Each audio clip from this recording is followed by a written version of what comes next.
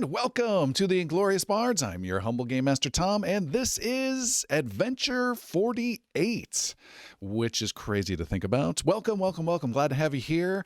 We are in our new studio with everyone together, which is so fantastic, except for Jeremy, who plays Zanner. Jeremy is still on break, and we hope he comes back soon and will join us with his flaming chaos in no time. That's a great description, flaming chaos in no time.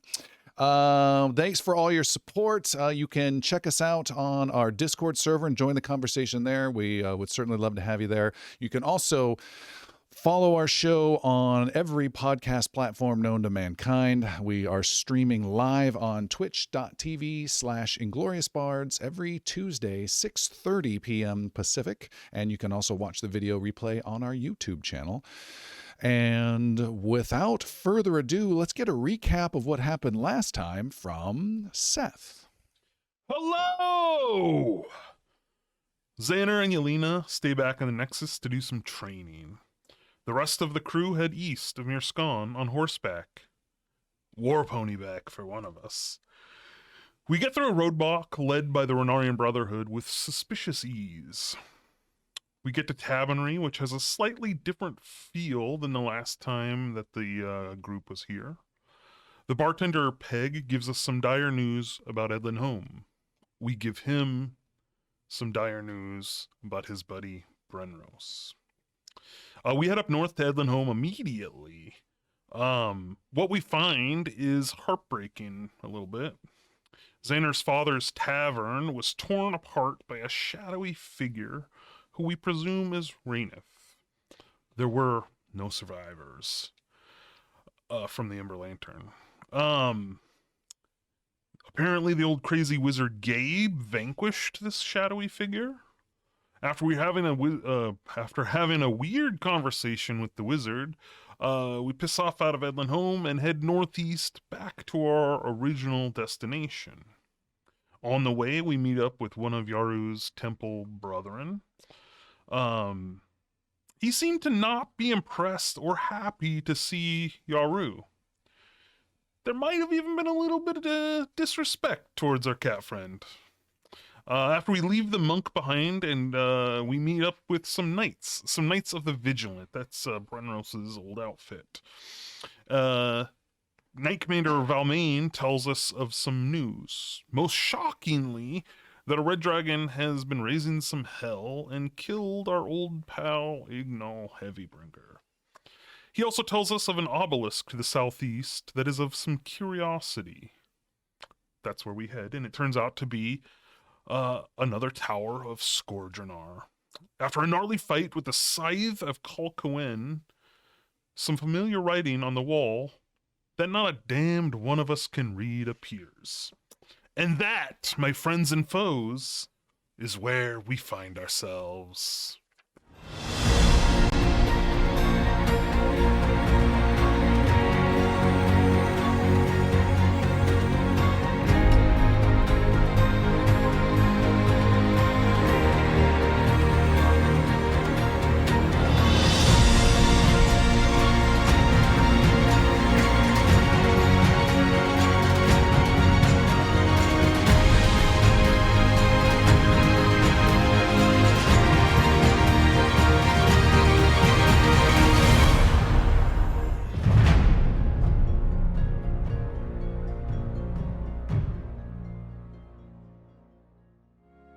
Our adventure begins south of the mountain range of the Storm Range. In the middle of the world of Varen is the kingdom of Calavier. Our heroes have left the Order of the Vigilance castle and have traveled just a few days southeast into the fields of Calavier, where they have defeated the Scythe of Calaquian, a nasty creature in a 5th tower of Scourgeonar. You heroes have been heading out east on a quest, I believe, for another Rift Sphere, or at least to deal with undead. Your motives are not entirely clear to me, which is just fine by me. I don't think they're clear to us either. And right now, you guys have just walked out of the obelisk tower. They call it an obelisk. It is just a tower that's in this tall pit, vertical shaft, and you're climbing up these little rope ladders or rapidly climbing up. Some of you are quite agile and are now up on top where there is a ring of knights, maybe a dozen or half dozen or so, and they see you all climb out. A lead knight comes over and says, "You're alive. What happened in there?" I mean, barely for some of us. But yes. It's not an obelisk. It's a hollow inside with It's what inside? hollow. What? So we'll hold. So inside, You're good. There's nothing left. What happened in there? it's a hollow. We kicked ass. We took names. This was no obelisk. This was a fortress. A Fortress. tower of a dark force we know as Skodronar, an ancient being from long ago. He has threatened to return to this land, and it has seemed to become up to us and a few others to destroy him before he's free and awoken. Well, I have orders not to let anyone come out of there. It doesn't matter. I mean, you're gonna let us come out You of saw there. us go in, right? Anything creepy come out of there. Nothing else will be coming out of there. How come everybody points at me? I wonder. Our friendship is very hollow.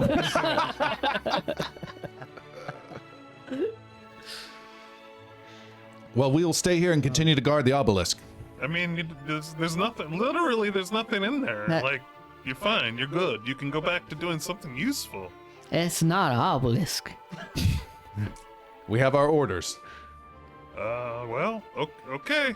We've kept your horses fed and watered in the 30 minutes you've been Yeah. gone. Gee, that didn't quite come out well. All right. Keep your orders, but do not waste your time. Make sure you send someone to the Queen or your general in the mountains. He will know of us. I will pass on the word.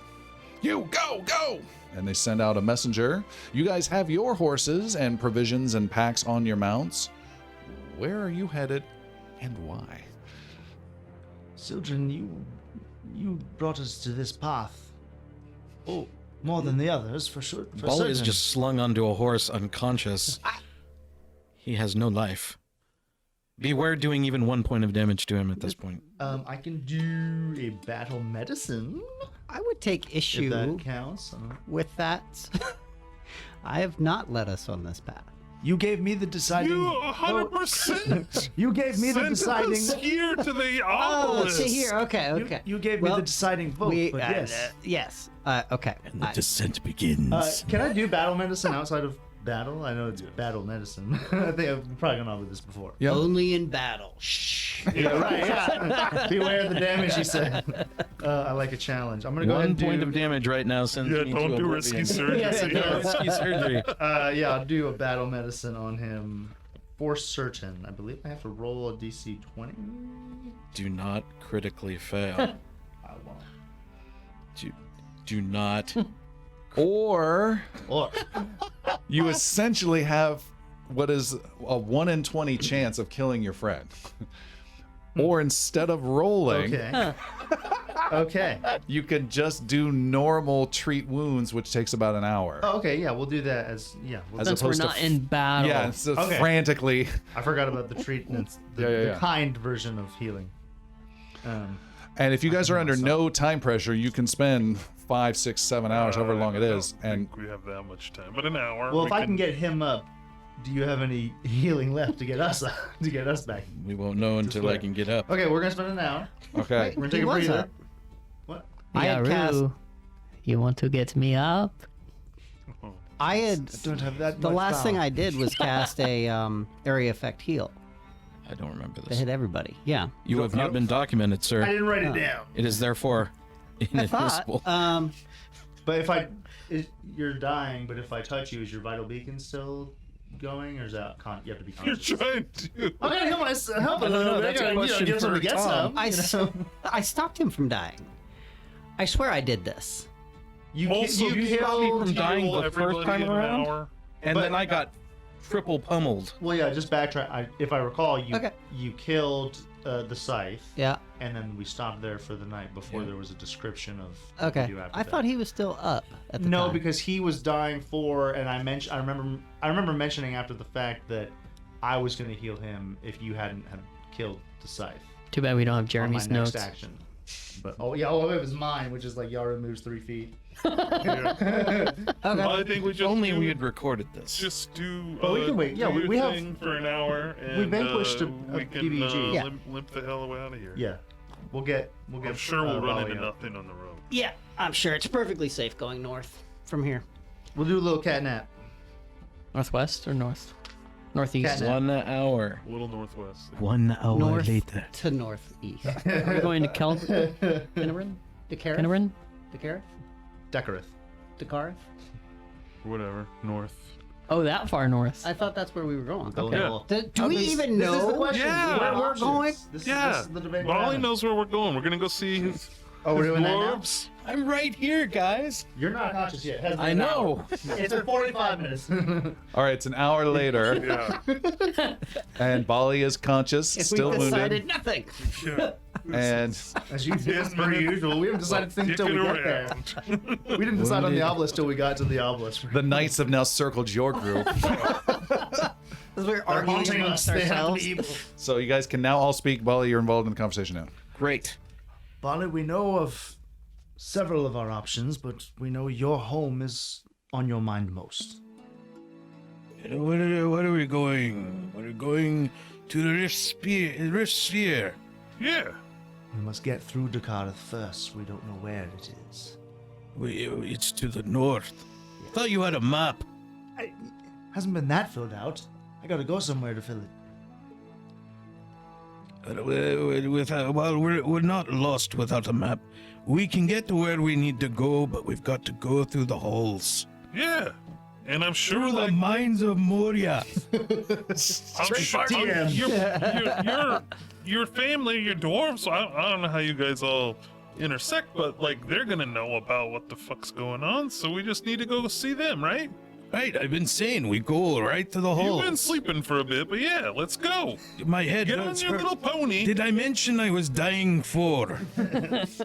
I've got a lot of scythe marks on me. The dying for, that ticks away 1 per Nope, day. that's right? gone as Oh, soon that- as you are. Then you gain another level of wounded.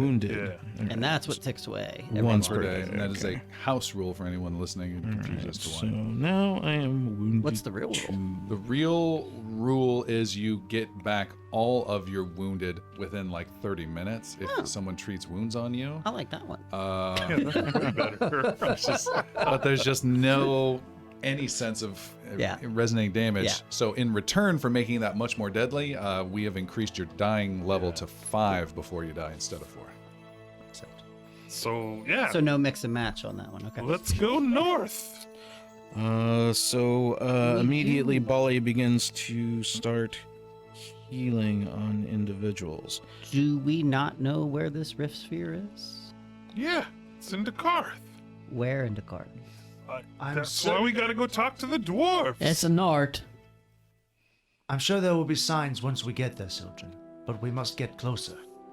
I'm applying this I don't- value to everyone because it's a high value. Actually, you don't have to worry about it because you can heal everyone up over time. Done. Okay, so you guys are heading where? We are heading Nort. into Decareth. Are we going through the Well, pass? yeah, where the Or are we going through the mountains again? To the halls. Through the halls. We had some We're going sort to of- the Dwarven Halls. Okay, That's where we're going. you guys head that way. It takes 3 days.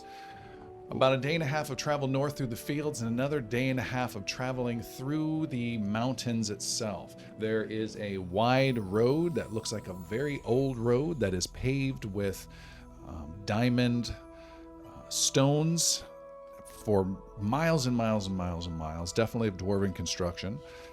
There is a wind that's blowing hard from the northwest that you guys take shelter from. Everyone is fully healed. During those days, you do lose all of your wounded levels then, so that's a big plus. And you guys ride and ride. Bali giving you directions on where to go. And once you hit that road, you just take it. This is an old dwarven, the Shadowfall highway, essentially, as you make your way there. Tall mountains looming over. Sometimes there is a mountain directly in the way of this path, and it just cuts perfectly through it from hundreds and hundreds of years ago with the most perfectly flat cliffs on either side that the dwarves carved out long ago, with intricate drawings, a lot of geometric shapes, again emphasizing a square or diamond shape overall. Some of them have dwarven names on there that essentially is saying the path to Shadowfall, and you continue on. The monk in your group, Master Yaru, knows that if you head this way through some very challenging mountains, several more days, that he would get to his former temple where he has spent a lot of time in training as well. So you're kind of in two neighborhoods of two folks from your group. Continuing on, what did I say, 3-ish days, you come upon a huge entrance. There is a mountain and a mountain, and you essentially come out of a tunnel that pierces through the top third of a mountain, and then there's a huge stone bridge that goes about a quarter of a mile long with huge buttresses and tons of stonework, wide, with great stone carvings and drawings. Looks like it's been worn down by a lot of wind through many years. And on the other side is a huge, wide, but not very tall double door. And there are several armed and armored dwarfs outside, about 8 of them. And this looks to be a virtually impregnable part of the fortress, as you would have to come all this way, and you would have to scale amazing peaks. You're essentially going over a huge drop down below into rocky chaos down there in these mountains. You guys ride across and are approaching this entrance. Big iron door with big intricate carvings. Bali, you with knowing Dwarven. Anyone else know Dwarven, by the way, just for giggles, just so we know? Have to take my word for it. Yes. You can see it says Shadowfall as the entrance on there. It says in the hands of the Stone Father is another big inscription on it, and then it says King Barracks is his symbol is also on there. Are the 3 primary things you see, and you guys ride up. Dwarves are there with hard iron helmets with visors they put down. These squat guys with their swords and axes. They have their shields up and they stand proudly and step forward in unison several steps. And one of them says, as the wind is just blasting down this canyon, flapping your cloaks, he says, "Good afternoon! What brings you here to Shadowfall?" Is he speaking common? He's speaking in Dwarvish. All right. I reply thus. I am the child of Ashbeard, and I seek entrance with my friends that we may pass through unharmed to the north. That's not gonna be easy, friend. None of our lives are these days. Would you agree? You don't seem to understand. The north is cut off. What do you mean, cut off? He's making this weird cutting off motion the rest of you can see. I know, it's just the the Tim Allen. It's bad news. You can't easily pass through. But we must. Me and my friends. You're welcome to enter, but you won't get through. I find it hard that any dwarf would say it was difficult to do anything. These are deadly times. What does he say? Says these are deadly times. I think he wants to chop us in half. He was... But we're going in now. Who are these? And he points to the rest of this rabble. These are the fine upstanding citizens of Ren, my companions and guests of the Shadow Hall. Under whose patronage? I forgot my keep's name. King Feo. Under Feon, but more importantly, for now and here only, from the clan of Ashbeard. Make a diplomacy +2 roll. Diplomacy +2. I can do that. Not with that roll. No, that's a wrong die. That's the That wrong is a die. very wrong dice. Diplomacy +2. +2, 34. 34. He says, "Oh, Ashbird, I didn't hear it. So sorry. Yes, come in. Come in." And they part ways, and as you guys are all ushered forward, the main guy who was just talking to you, Boli, says, "Is there anything else you need? Where can we help get you to?" I need to go to the lower districts. You'd guide me down. He says, I can get you to someone who can. And he leads the way, and you guys all enter. The giant doors part and swing open, and you go in. Who's the tallest amongst you? Probably not Piercy. Probably a Sildren. You do have to duck on your horse to get under, and stay ducked. It's a little uncomfortable. I top off. I dismount and walk. And then take your horse to the edge of the bridge and kick it over. Be free! Flat. And I Bill cast knows fly the on way. it. Poor Bill. All right. And you guys are inside Shadowfall. Behind you, the doors close. There are lights that are lit by lots of lanterns, and there's smoke that just clings to the top of the ceiling. This corridor opens up to another one, into a huge, large structure, and this main guard is leading the group slowly through with your mounts. As you are going through, he says, come speak to the general. He can get you to where you need to go, Ashbeard. Not where I needed to go. You said it wouldn't be possible. The general wouldn't let me through? It's best if the general talks to you. He knows more than us up at the front. Very well.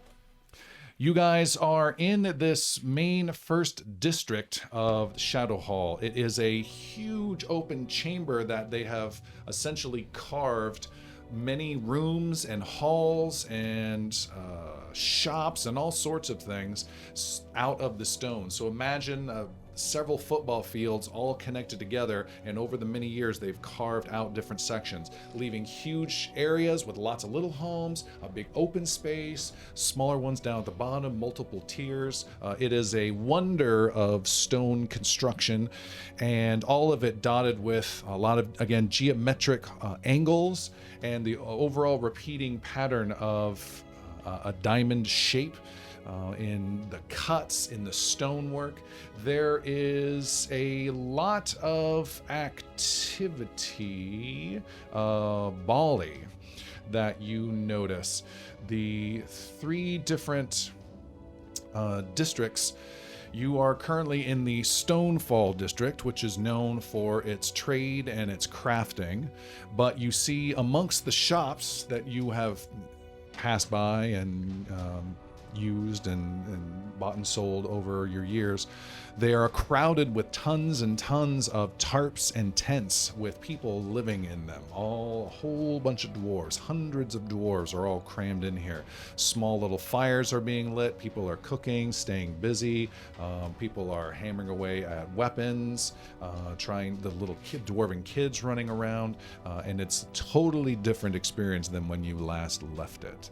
You guys are continuing being led. You're the only ones on mounts and are being led down some of these larger main thoroughfares and are being taken to a huge section on the other side of this massive chamber that is a big vertical shaft. And as you start to approach, you hear the huge roar of water up ahead. As you get closer and closer, you see there is a massive 3-dropped waterfall from above of a wide vertical shaft that's several hundred feet in diameter, with 3 huge waterfalls all pouring down at 3 different angles down the side, and it just plummets and plummets and down hundreds and hundreds and hundreds and hundreds of feet of just tons of water, very, very loud. And where those 3 different waterfalls are not falling, there's dry space. There are chains with big, huge metal lifts, flat sections of iron with big chains and levers that could hold several wagons at one time. You see several are creaking up. There's one right there that you all are being led to currently at this very moment. And it is just crazy loud. You can barely hear each other whatsoever. Felt like a dwarven city would be less refugee-like. What? The war has made everyone take cover wherever they could. That's what it seems anyway. It's not like this normally. There must be something going that has caused such displacement. What? You have to move closer. Not to the edge, though. We're riding these lifts. A dwarven essential elevator man there. He cranks this big lever and cranks it back. There's a big unsettling ka-chunk, and this huge lift again that is easily handling all of you. Could handle 20 or 30 of you on horses. Starts to drop, drop, drop, drop, drop. And you can just hear the chains over the waterfalls that are rushing down. Yaru, you can look up and see there is some strange mechanism of the water pouring down that is hitting some weird little machinery that makes it move, that provides power for some of this lift action. And again, it continues to drop, drop, drop, drop, drop, drop, drop. As you guys get lower and lower and lower, you drop several hundred feet to another section, and then he cranks it and stops you at the second district. Boli, you know this one as Kegview. Kegview is a housing area where everyone lives. Lots of houses carved out of stone, and he is not taking you further down towards your destination. Yeah, why are we stopped here? He says, "No one's allowed down below." You're taking me to the general, or I'm going to the general. He points down into the Kegview city streets. It's another massive chamber with tons of little houses all over the place, tiered all over the place. Lots of statues out in front of each of them. Everyone's speaking Dwarvish, correct? Yes. Okay. Just wanted to make that clear. So we You do not get to don't play understand tonight it. at all. Why are the dwarves up top in Stonefall and not here where the houses are? The guy shrugs. You going up or staying here? All right, and Boli motions everyone off. let's go. We get off here. You guys ride off of the lift and start making your way into the Kegview district. Again, lots more lamps, so you can see what's going on. House after house after house. There are hundreds and hundreds and hundreds of these houses for thousands of dwarves. As far as you can see, there's tiered streets. There's even an inverted section above where there's houses up above with little mini streets there. So it's almost like a V has been cut out of the stone. And you can see the floors from above. There's lots of activity. And it's a similar shape as before, Boli. There are lots of tents and awnings that are and tarps that are spread out, but these don't have people and families in them. This is much more utilitarian. You see there are tons more blacksmith, armor smiths. There's lots of food being arranged here. There's several taverns that have been created out of tents, and then there are several official looking things. So there's the Guild of Tailors you can see as set up here, and they're having some meeting. And it's just a bunch of guys sitting on barrels now. They should be having that down below. Instead, they're having it right here.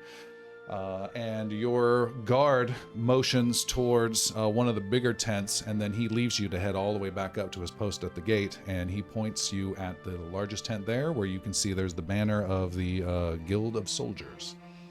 There is much going on. I know there is a war, but it seems to have encroached on my home a bit. Well, it's wartime. Like, that's probably bound to happen. It doesn't happen to the dwarves. Are these? What do you mean? These are. This is much further in than anyone should ever be. You're taking your fight to them. Seems like the fight's coming to us. Well, he said it was dangerous. Maybe it's Did he? worse than we thought. Oh, Did fuck. he? The banners are easily kind of recognizable as like a soldier's banner, Sure. a smith's banner. So, yeah, Boli, as you just said, they are very deep within the mountain for soldiers, further than the smiths and the tailors. This looks like a city under siege. Yeah. I'm beginning to wonder if I should have left in the first place. I had no idea it would get this bad. We're supposed to be seeing the general, head of the garrisons of this mountain. Do you know the general? No, I generally stay away from all the military types. You generally stay away from the general. I was the only one who messed that. Do you think he could be in that tent? He should be. Why do you stay away from the fighters? They generally come to me. Oh, okay. He's I'm a healer. priest. He Yeah. heals them. Every now and then, I would go out to the battle lines or the garrison in the front, and I would watch over them, say a prayer, but even then, they had the lines under control. There was no active fighting, and if there was, it was down below with the occasional undead who might wander in. It's nothing like what it sounds like it is going on now. Well, if the news we bring them doesn't offer them any hope, perhaps seeing you will be message enough. And don't forget what you've accomplished since you have left. That's true, but still, it's this is it's your home. shocking. We did not come this way not for trying. Yeah, you tell these dwarves you killed a dragon. Like, you're gonna be swimming in it. In dwarven beard. We'll soldier forth then. Yeah, See tell what them comes you of did it. it. Tell them you did it by yourself. Just take all the credit. I like my dwarves shaved. We'll stand in support, Boli. Continue to the tent of the general. All right, you guys dismount then, and you go to the tent. A guard sees you and recognizes you as a priest of the Stonefather and lets you in, but then stops your friends and looks at you. What are these? These are friends of the clan of Ashbeard, and they go with me. Why?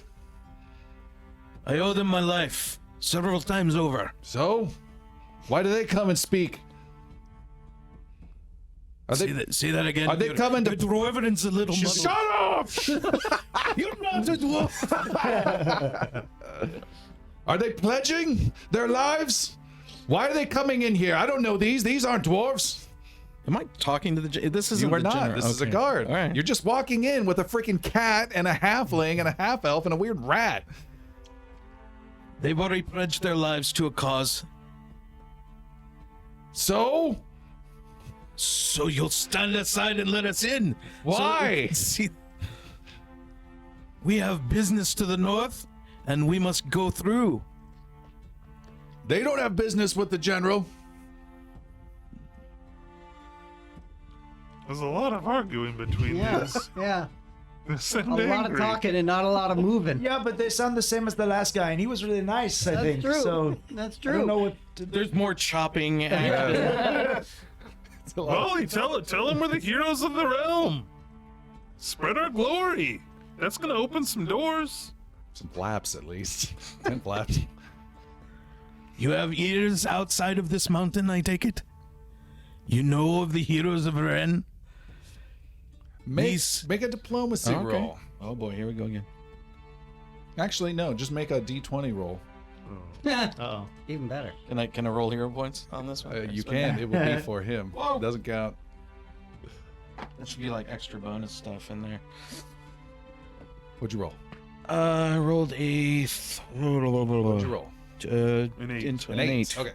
So But just I roll want to it. re-roll that. You are essentially rolling his lore skill. I'm Of knowledge of world affairs. atrociously low is what it is. Okay. Rolling the guards. Yes. I like an 8 for his? for his. Never heard of him! Damn. He's not gonna let us in. Not let you in. No. Can you handle this on your own? We can sneak in. Do you No, need I some would muscle? not advise that. don't- No sneaking. No weapons. I didn't say I was not gonna hurt anybody. I don't I think see, we all I need can to be be I see there. the twinkle in your eye. We have to be very respectful here. I can wait outside if it's that big a deal. Go do what you need to do, Bali. All right, Bali will go in. All right, you go in. You guys are met by a squat dwarf who blocks the way and does not let you past his flap. Malik's gonna go on a walk. Okay. Southern will grab Bali. No. What? I'm just gonna walk around. Do not. I don't know many dwarves. Do not cause. I just know Bali and that handsome Do dwarf. not cause problems here. Piercy walks away. Oh my gosh. The Gettisons. Yo, can't reach him. Bali, you are Just inside. let Piercy go, or Palik go, and just. There's tailors over there. There's blacksmiths. It's good stuff to watch here. All right, Bali, you are inside the general's tent. There is a stone table, big stone table that's been erected. There are several maps on there. The general and several of his soldiers are poring over them. The guy at the flap entrance calls in for you and says, General Nightbrew, you've got a priest. And a gray-haired dwarf with armor on and his helmet at his side. He's got several hammers of different sizes dangling off of him. Looks up and says, I'm General Nightbrew. Oh, priest, we need your healing. We've already talked to the archpriest. We'll have things set up. We'll need you and all the rest of your priests creating some sort of surgery area for the troops. General, You should be with the archpriest now. I'm sorry to disappoint you. I travel as emissary, and I show him the little badge I've been traveling with to Fayon's. Okay. I'm no longer in the care of the archpriest anymore. I do serve and always have King Barracks, but I come with an entourage, and we are to go north and deal with a great evil. North into the undead. North into Decareth. Then you die. He seems nice. You've been gone a while then, priest. No, I have been gone a while, and I see the turmoil that's going on here. I've heard of the dangers, but I didn't think anything would trespass the great doors to the north. Come. And he motions to the table. He points at several sections on his map, takes a big sheet of a map off the way, and shows you a vertical drawing of Shadowfall. It has the 3 major vertical districts. So it has the Stonefall at the very top. Then it has Kegview, where you were at, and then he points at Sunderforge, the lowest and most prominent district of all of Shadowfall. And he says, Sunderforge has fallen. What? Never before in all of time has that happened. How could this have happened at all? The dead continued to pour in and pushed us back weeks ago. We have lost the king's chambers. We've lost the Stone Father's temples. We've lost everything down there. How? What on earth could have done this? Another dwarf says, Great beasts of the dead, endless corpses, and every dwarf that falls rises soon after. I do not believe my ears. I've seen the great iron in motion. I've seen it cleave through the worst enemies in history. How could this have happened at all? We are indomitable. What of the others? How did so many get in? The Great Rift has been trespassed this whole time? I've only been gone for so long. I have my suspicions as to why, but that matters not. Now what we must do is fight back. We must fight back like we've never done before. You said you bring an entourage. What assets do you give me? I bring some of the finest heroes in all of Iran, but they cannot be committed to this as much as I would want them to be. They must. We are to cut to the heart of what is going on here. We seek a great artifact to the north, in the north. Somehow we must find our way past this unseemly army that has invaded. It is the only way that I can see cutting off the enemy, getting through the undead. It's. Tell me of these champions.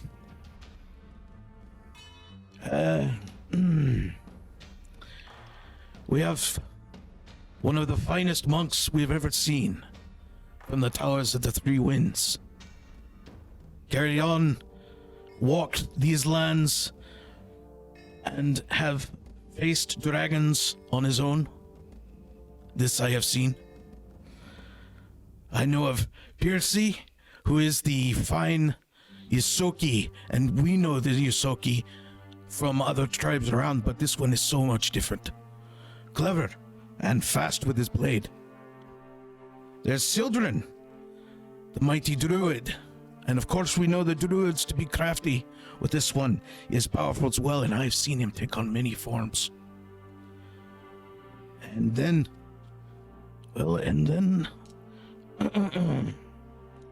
we have Palik. She is crafty and probably stealing something as we speak.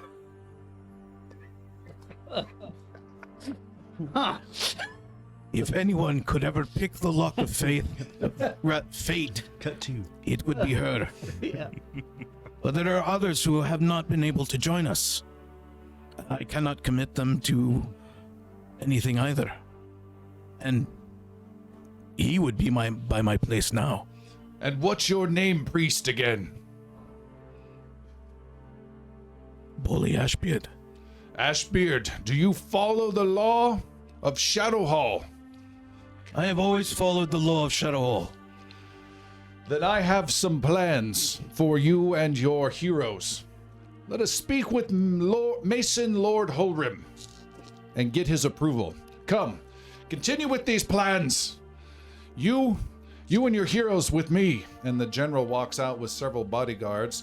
The rest of you that are outside the flap see the flap open up. A gray-haired, bearded, armed, and armored general come walking out with some bodyguards.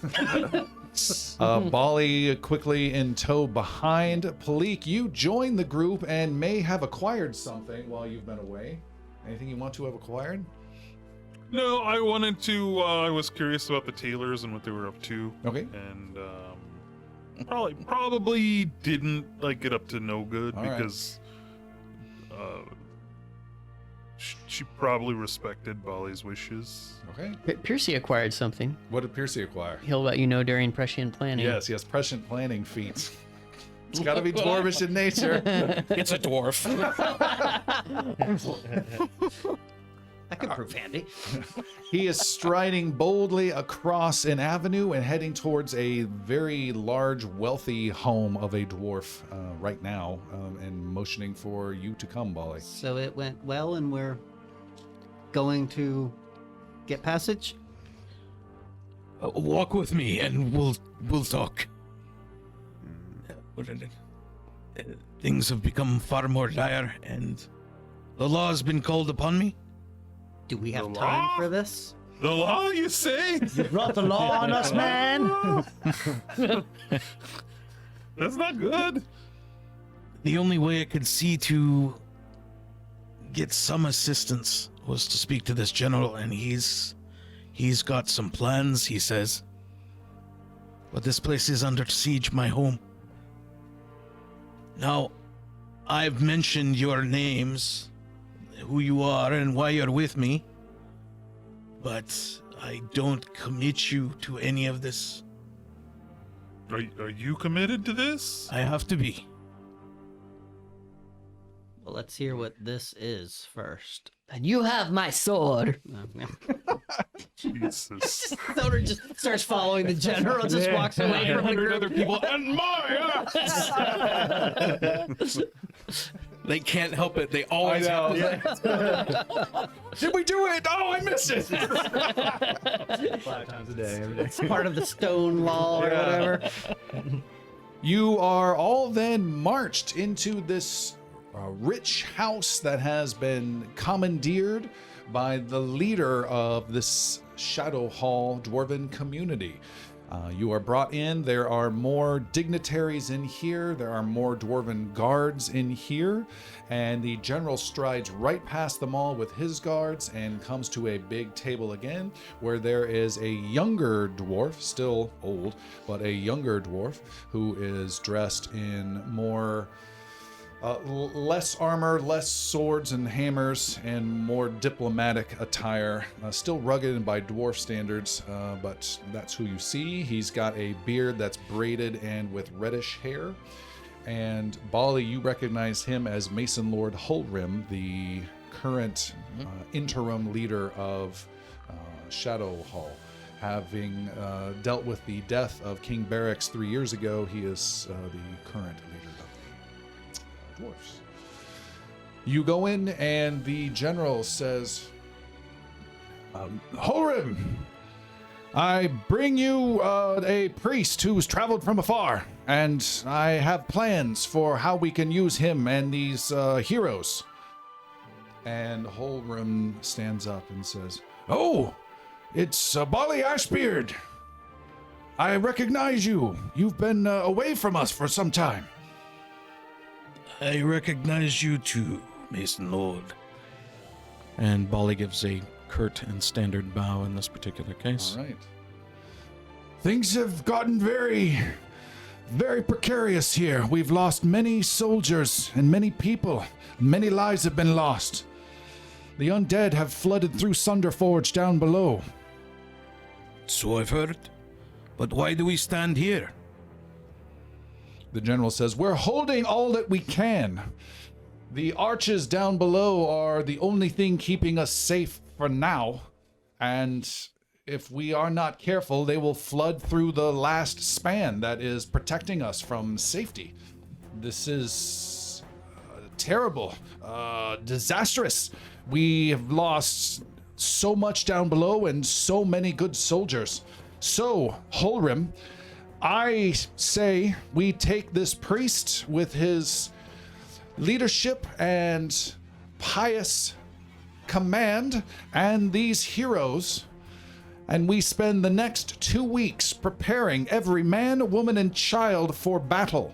We arm all that we can with the work that we're doing now, with the blacksmithing and armoring, and we have these heroes guide our people into battle 2 weeks from now, and we make the greatest stand we ever have in the history of dwarven kind and push back these dead once and for all.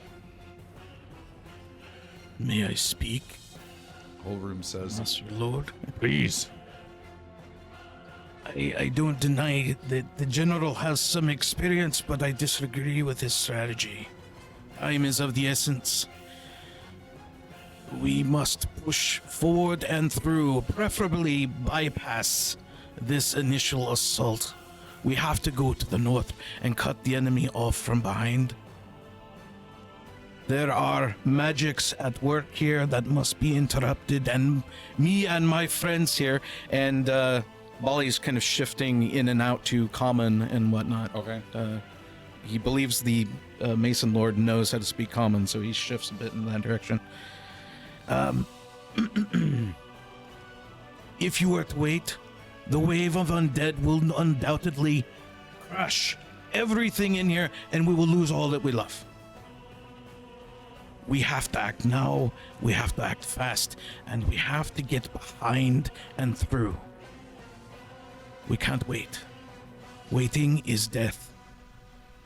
I've seen all of the garrisons up top, and they're not where they should be. They're displaced. They should all be on the front lines in a glorious representation of King Barracks. May he rest in peace.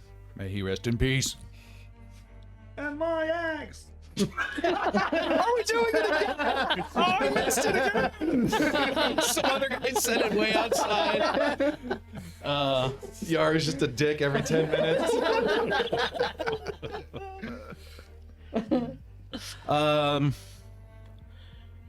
I understand, Mason Lord, and he draws a little bit closer. All right. I understand your banners are not yet established. And what we do, what we have done, me standing as an emissary, not just to the good king, but to you as well. I know you seek a name. I know you seek a victory, a prize, an achievement. I give you one such achievement to prove that we can do this, that we can go north. And Boli pulls out of his sack the giant dragon's tooth Okay. And sets it. Junk. This is the tooth of a champion dragon, no less, that we have defeated in your name. I give this to you as a promise and an oath that we can do this, but we need your help. You wait here and we're all going to die. The general says, there is no waiting. We are preparing for war. And if you are true to your name, you will help us in this war by preparing the people that have never fought before. You can still prepare in our absence. 2 weeks is enough for this tide to become so great as to wash all kingdoms away. You have little faith in the soldiers that hold the line down below. Use your swaying tongue on the people that need to have courage to fight over the next 2 weeks instead of trying to sneak your way through. Cleverness will not solve this. Bold strength and the might of the dwarves will solve this. We are Stonekin, all of us. You and those who guard below are all children of the Stone Father. Stone runs in our blood. Doing this is the only way to see that we survive. I implore you, Master, not Master, Mason Lord, heed what I have to say. The general, you had something, Sildren? No, I thought you raised your hand, right? No. That's what the Lord Mason Lord said. The general says, you will be killed well before you even get halfway through Sunder Forge. There are thousands and thousands of undead pouring through. The Lord Mason speaks. There is a possible way for them to live. They could use the new storm channels, and they might pass. And the general says, the storm channel is what caused this to begin with. Bali, you know the storm channel is the Mason Lord's great works project he's spent the last few years working on ever since he's taken over.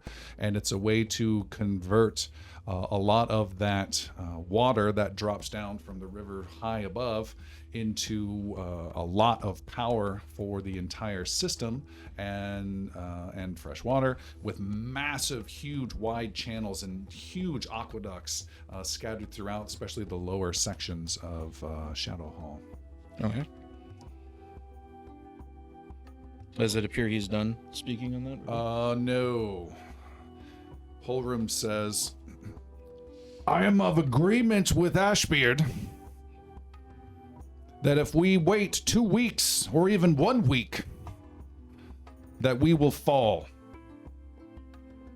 And the general says, then that would be foolish, but I would follow your word, and then we would strike as soon as able, with these champions leading our people as best they can and as dutifully as they can. And Holram then speaks.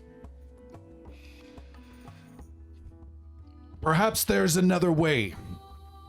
You could sneak through, or you could finish what we have been unable to finish. Ashbeard. What is it I would finish? The storm channels, of course. We were nearly complete with them. It does not take much, one final step, and they will be flooded with water, pouring all down into those lower channels.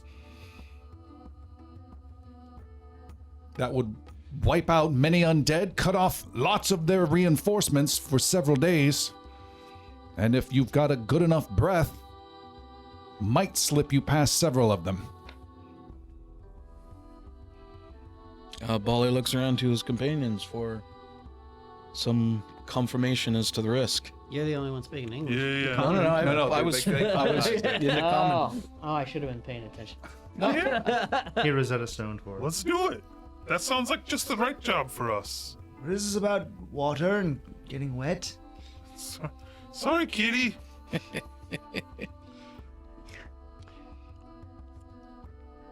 Yes? The other path is through the pass north of Calavier. That is our other option. That is no option, says the general, hearing you say that. You'd leave us to die instead of leading our people. The objective we seek Means nothing. Shadowfall must be held. should stop the dead, Ah, and therefore save this city. I don't think there's time for us to go back around and up and through, and who knows what the other enemy we find up above. We can't leave these people. Bali will never leave the halls in this condition. Very well. He's helped us. He's sacrificed his time. And I believe the Rift Sphere is what will likely stop these creatures. And if this is a means to getting to the Rift Sphere faster, we can, as it were, kill two There might birds. even be another I'm only stating the other option. tower that's creating all of these. Mason Lord, command these men and assign them to me.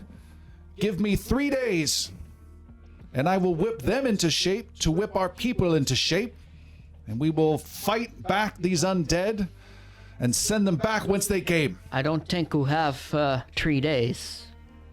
I'm not negotiating with a rat. I am Isoki He's no rat. of King Phaon. They are also my guests to Clan Ashbeard. I would expect a little more courtesy. Make a intimidation roll Oh, okay. with the correct die. With the correct guy. Just try a D10, see what happens. 29. 29. He bites his tongue and glares at you, Bali. Mason Lord Holrim says, I can see both paths. You are strong and knowledgeable, Bali, he says, pointing at the giant tooth in front of him. I see both paths as helpful for Shadowfall. What do you say? He's looking at Bali. Yeah. I am under the law of Shadowfall. I would do what you say, but since you've asked, I would go forth with my friends and we would enter the storm channel. The general says, that is ridiculous. Holrim says, then that is what it would be. Is that a problem, General? The general says, no. I will follow the law, as foolish as it is. By your leave. And he walks away without being excused and storms out with his bodyguards. Made another Prince Pacelin out of this guy or what? It's just like, Mason Lord Holrim and his entourage are what's left behind. He says, so be it then. I can show you my creation. And he gets out a map of his own that has these great drawings of aqueducts. And he says, they flow all the way from the water gate at the top down to the flat gates where we've kept the undead away for decades. They have come through and used sections of the aqueduct to get to various regions and bypass several of our defenses. But there are other sections that are sheer drops that they've not been able to get. But there are even massive areas like Arch Falls with the 5 spans where winged undead attack our forces. It has definitely gotten dire. The King's Hall has fallen and I have had to retreat here. The Arch Falls, 4 of the 5 spans have been completely blocked off. Only 1 is being defended actively. 11 of our 12 forges have been swarmed over. So many religious sites that you have protected and been a part of have been swarmed by the undead. Sunder Forge, for now, is lost. My recommendation would be put in the last piece here. And he points at the very top of his map. At the very top here is the water gate, and is the last piece that is keeping the weight of the water from tearing away this final section. And you see it as a flat, wide channel aqueduct that could fit maybe 3 wagons side by side. He says, but the final piece does not exist yet. And that final pin put in place would keep that section intact under the weight of the water. Releasing the water would then flood all of the channels as designed. We would have power, but more importantly, it would wipe out tons of the undead down below and then cut off their reinforcements, as I said. Yoru's going to go ahead and copy that map. What's the final piece that needs to be made? It is a mithril pin. And he shows a drawing. It is a construction that is about 4 feet long. And you said something about being able to get through with a good breath? Well, there will be water. It would be a dangerous journey.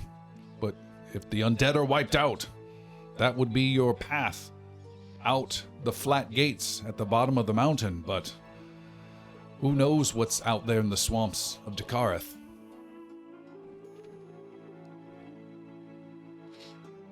Do you have plans for this mithril pin? The pin, we had several that were being made, but we had to withdraw hastily. The 7th forge, according to the last troops, is still lit, although there is no one there, but has been sealed off. If you can get to the 7th forge and finish the crafting of the mithril pin and put it in place at the top of the channel, then the water can be unleashed. There are workers there that are trying to do their best to secure the aqueduct at the very top, but they repeatedly tell me it is unsuccessful without the mithril. But they can assist in the final assembly of the aqueduct. Can you craft this item, Boli? Oh, me, I've not touched mithril ever. We'd need a craftsman. Someone to go along. I will arrange for that to happen then. Then we'll make our way to the 7th forged.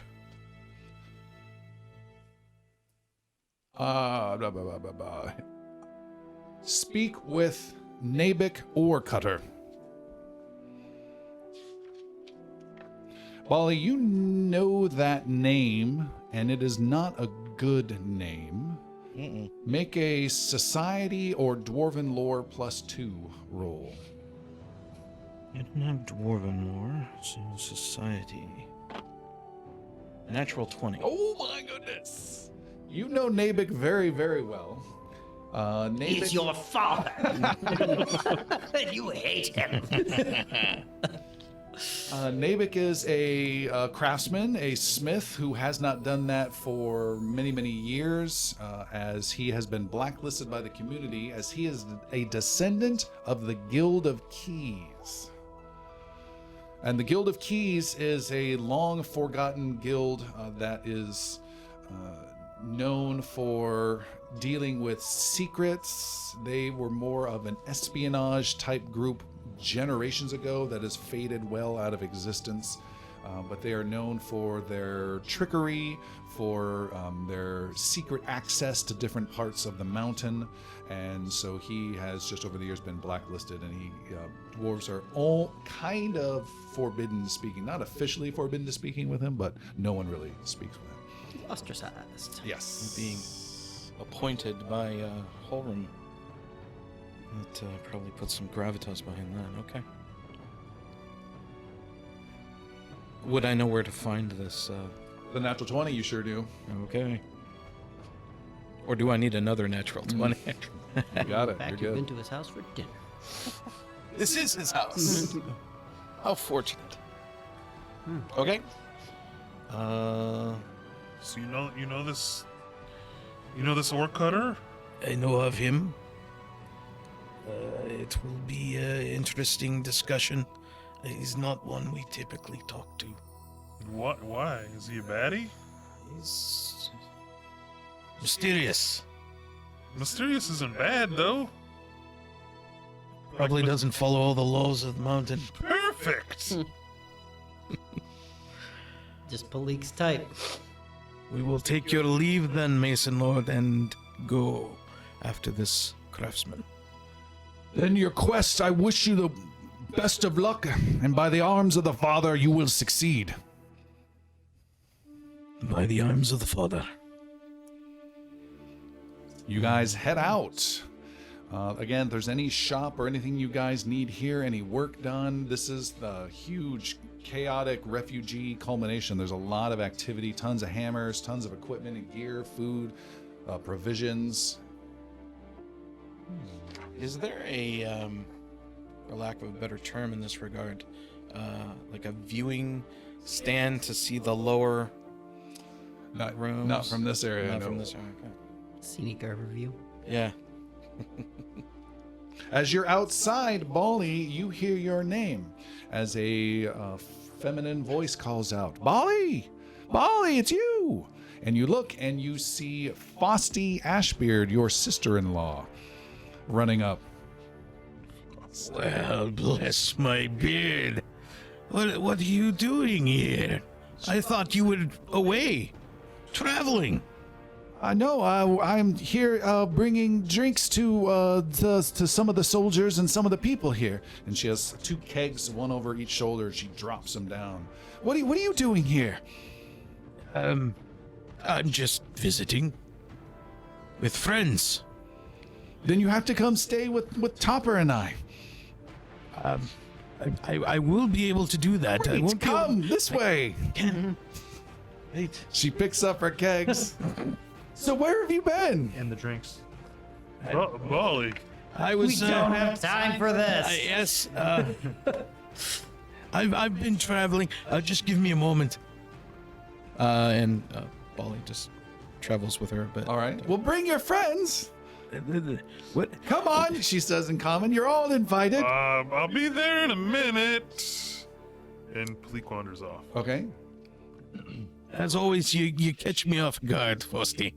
Let's go. You. She waves to the other 3 of you. I'm sorry, we're really very busy. Not too busy for the best drinks in all of Varen. But okay, I won't deny I have some royal lineage as far as brew making goes. If Zanner were here, he'd probably lose his top. Is this the way to the Sunder Forge? She said, this is the way to a great dinner. You won't believe how big Hobith has gotten. Come on. Ollie, do we really have time for this? No, but certain things have to be allowed in Dwarven tradition. For all the darkness and all the damnability of it all, this is probably one bright spot. And Bali will walk with her for a bit. Where are you nowadays? Children's following. All right. Well, we're in the same spot. They haven't moved us out. You don't want to mess with the drinks. Right. As to why I'm here, I won't go into all of it. It's lots of emissary stuff, very, very priestly, but and I do like seeing you. She's walking past marching soldiers and a small cart, and she stops at a big door in front of a big building that's been carved out of this rock with big lanterns glowing light, and it says Ashbeard Brewery on it. And she kicks open the door since her arms are being held open with the kegs and steps on in. This is awfully embarrassing. Topper, look who's here!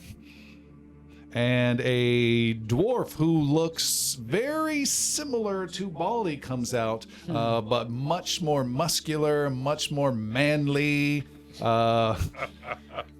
stronger beard, more fuller beard, full head of hair, has a woman. It's like a young version of you. Yes, that's what it is.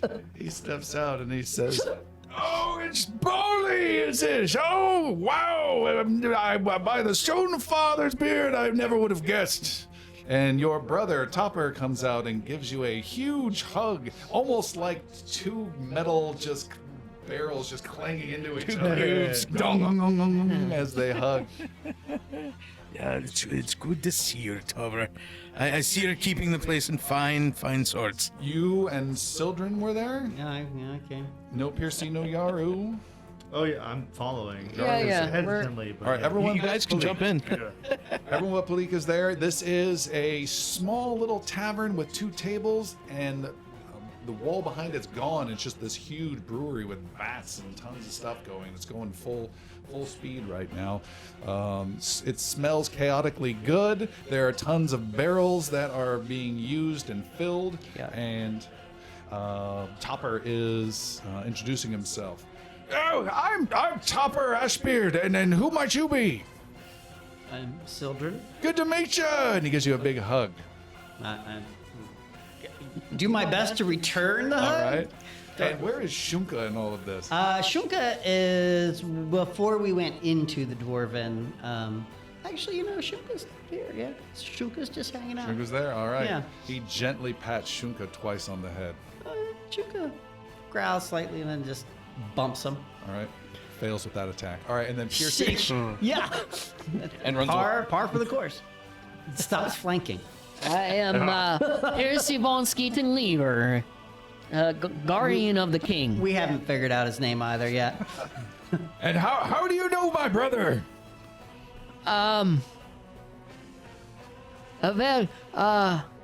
We fought the battle together, and I think we met in a pub. I was a little drunky. We met in the presence of King Fan. Oh, that's right. That was a little And drunky. he is on his official duties in the presence of King Phaon himself. We have worked for King Phaon in the past. Oh, we Helped do. bring him. This one does still. Helped to bring King Phaon back to power, and then have met Boli since then. But enough of that. You're right. I'm sorry. What about you? I'm so sorry. Yaru has had his hands inside of his long sleeves for pretty much the entire day, while we've been going through this place. Has a very serious look on his face ever since the interaction with the young elf that we met in the mountains a couple days ago. Has just been very, mission focused, kind of as it were. But he greets them in. I am Yaru, Master of the Three Winds. A pleasure to meet you. And how do you know my brother? He came to us when we were in a time of need. He's very strong. You are attacked from above and are mercilessly hugged from a young, hairless dwarf boy who tackles you and wraps his arm around your neck. What's a hairless dwarf look like? Jesus Christ. It's like a hairless guy. Beardless dwarf. Get this goblin off of me! What? He like takes his arms like frustratingly out of his robes, looking all cool. It's like, oh, Look at this kitty. He's the only. I am not a kitty. I am Amuran. I'm cat folk. He's swirling to try and get a hug again around you. You have to. I apologize for the little one. So, Tupper, And I throw him like a ball. All right, you are attacked at the leg level, and your ankle is now currently immobilized. Oh, You are grappled level 1. he's like a spider weasel. Yes, yes, children. so your brother's been very slim with information about him. No Why one's don't ever you- called him that. Why don't you tell us Boli is currently about, tipping away on a brew in the background. about your brother? Come on in. Funny stories, embarrassing stories. Let's have some drinks. Palik, what are you So doing? much for we don't have time for this. We don't. What are you doing? Well, it's gonna start traveling amongst the blacksmiths and the other merchants, and is trying to look for like a very, very fancy, Mithril pin. like a like a beer stein, or like something that would like very regal and like would make a great gift. Oh, okay. You can easily find that. The question is, how much money do you want to spend on that? He was thinking 5-finger none. discount. No. What's five gold gonna get me something crazy? It'll get you something decent. Okay, then let's do 20 gold. That will get you something really good. Yeah. And 50 gold will get you something crazy. Let's do 50 gold. All right, you have the equivalent of a dwarven pimp chalice in stein form. Can I get a name? You get a gold tooth with that. Can you etch a name in this for me? Yeah. It's etched with "and my ass" on it. Just write pimp on the. Number 1 hoe. Hopefully this doesn't go bad for me. Can you etch the name Ore Cutter into it? The lights go down. 200 gold. The dwarf says, "Why you need that name? We don't talk about the ore cutters." This is for a joke. It's a very expensive joke. But I know, yeah, they're terrible people. And my friend Ashbeard, Boli, you know Boli? No. Well, I'm gonna give it to him. It's gonna insult him greatly, and it'll be funny. All right, it's your coin. Yeah. And he starts chiseling away, wincing and not even looking at the letters he's written. It's not. It doesn't really say ore cutter. It's just Yeah. It's one of those Chinese Strip salad. characters that doesn't mean anything. All right, that is being concocted back to the Ashbeard Brewery, where the rest of the group has gathered and are drinking, with Boli hiding more behind his tankard than anything, as Topper says, "So there was this grand ceremony, the first ever announcement of the young priest Ashbeard, the first ever in the family, and everyone's gathered around in this ceremony, and the curtain is down, and dwarven curtains are heavy, I tell you, and Bali's been nervous as all crazy. He even was puking earlier that morning about being finally accepted. What was it, accepted into the embrace of the Stone Father or something like that? That's exactly what it Right. was. So he's been puking all day. He's nervous as all heck. Dad and Mom and all of us are there in attendance. It's him and one other priest, and I don't remember that young priest puking at all. Seemed pretty calm at the time, huh, Boli? Yes, that's right. I was the only one puking. All right, You've so- told this story six But not he asked. I gotta tell him he asked. So Boli's back there, and we're all quiet, and there's some music being playing. It's an air organ sound that they do in the little temple thing, and the air music's playing, and we hear one sound as it starts to swell up, and it's the sound of. and it's behind the curtain, and I know that sound. So I'm grinning from ear to ear. The curtain parts, and out comes the other priest. And he starts saying his little, I swear to the Stonefather business. And then we keep hearing, and they keep calling for Ashbeard. Is all we hear. Unbeknownst to everyone, Boli has made a bit of a mess on his robes. And he asks quickly for some help back there to change robes. But they didn't hear it, and they finally get frustrated and part the curtains. And as they do part the curtains, there is a completely nude dwarf ready to take his most important day ever, acceptance. I still had my beard. It wasn't entirely indecent. That was the only fuzzy bit. The rest was pink and shining. And I'll never let you forget your acceptance into the Stonefather's embrace, nude as the day you came in. It's some say that's the way it should be too.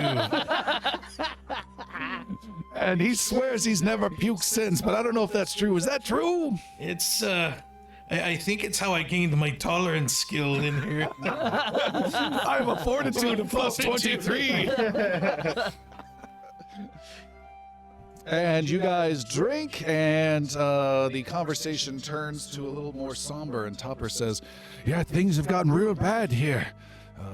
Just everyone's fled Sunderforge. Most of the people have been kicked out. Their house is taken over by the soldiers and the priesthood, and everyone's been displaced. It's been really dire, Boli. We've been trying to keep spirits light by passing spirits around. Well, me and my friends just got back from the Mason Lord himself. And we're going to be trying to deal with just this. The undead. There is a plan to do and deal with that.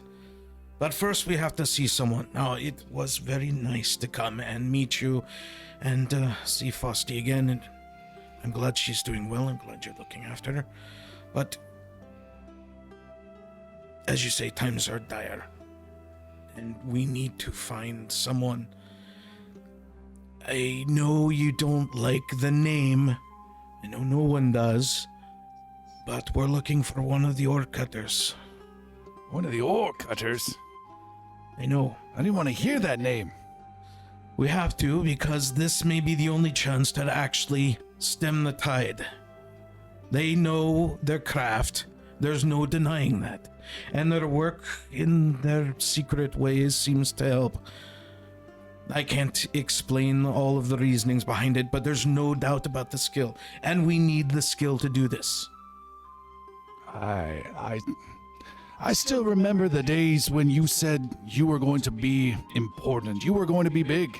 And I knew that you were a prominent priest, and you got assigned to that big diplomatic trip out west to Navarre, but to be speaking with Holrim and being on some quest, I'm impressed, brother, that you've come this far. You said you wanted to be important. Well, you also said you wanted to be a sailor boy at one point and also to be a bigly ball champion, but you did say to be important one day, and here you are. I do enjoy bigly ball. I'll always have a love for the game. Semi-pro. It's a solo game, but still he's semi-pro. You have many people that you talk to. I know you know their ore cutters are. I wouldn't have come to ask you, but Fosti brought us in.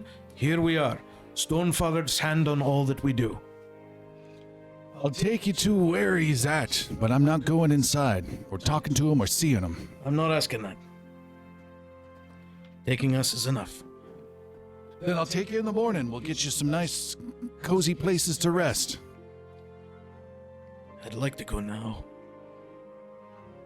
All right. Then we go now. You see him getting much more serious now that you've said that. Fosti, I've got to take Boli on a trip with his friends for a little bit. We'll be back in about an hour.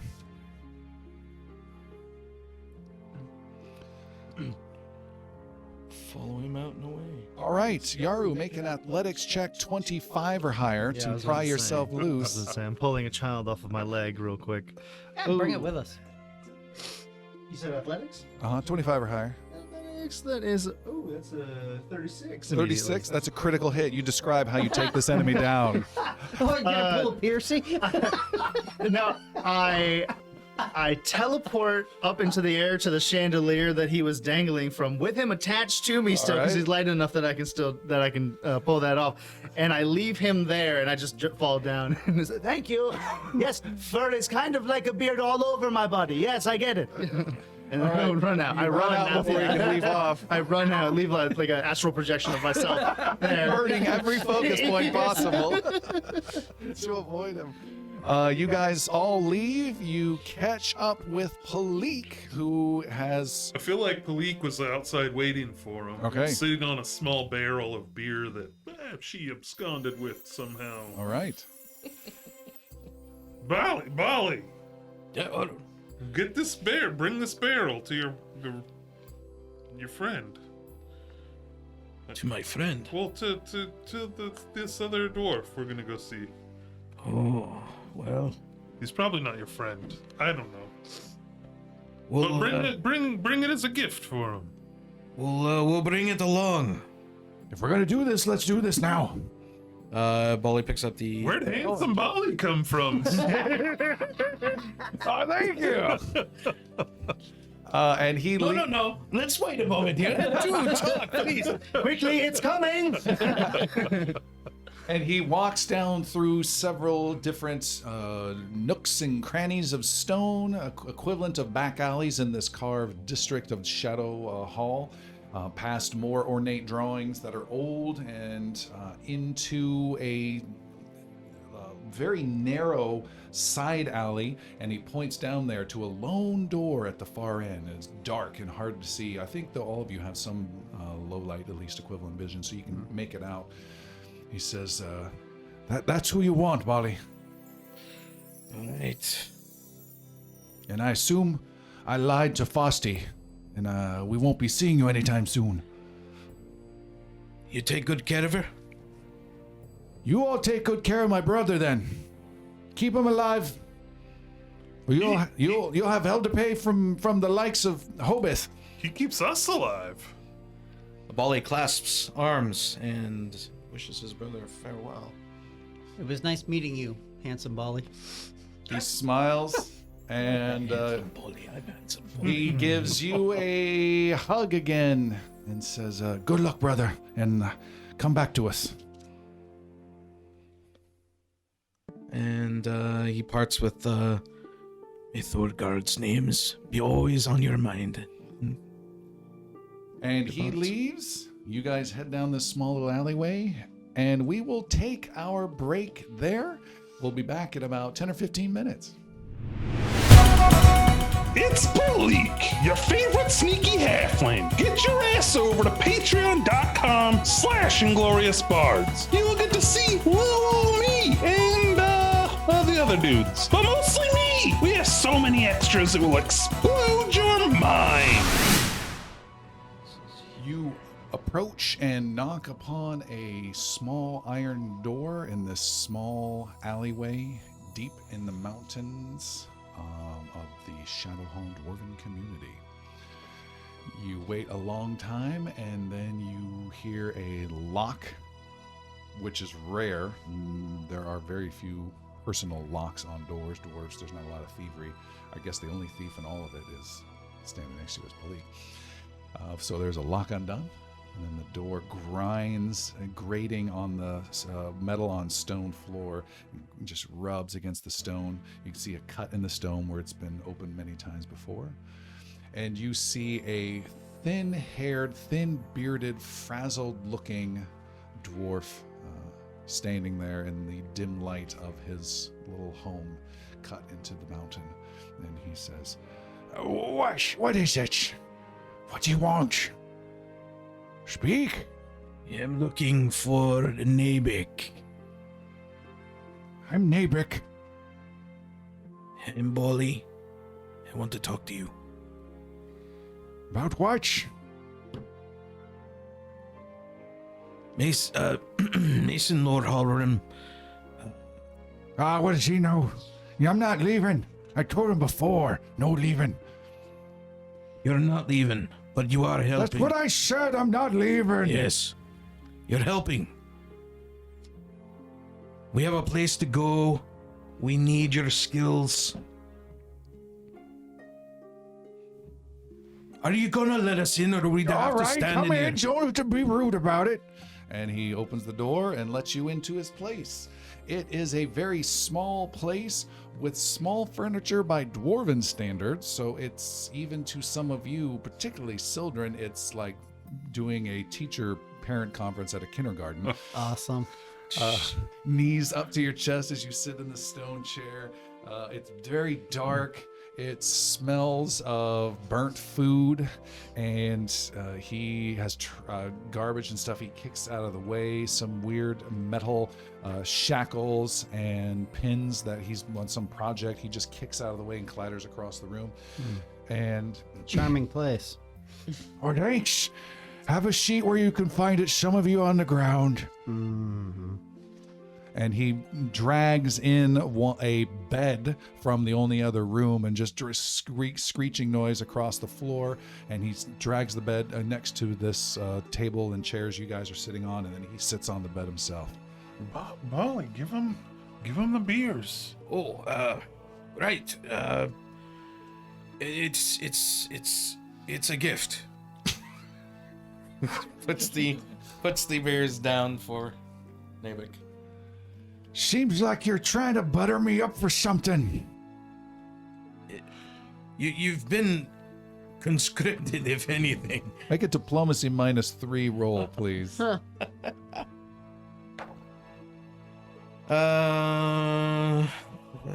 is that?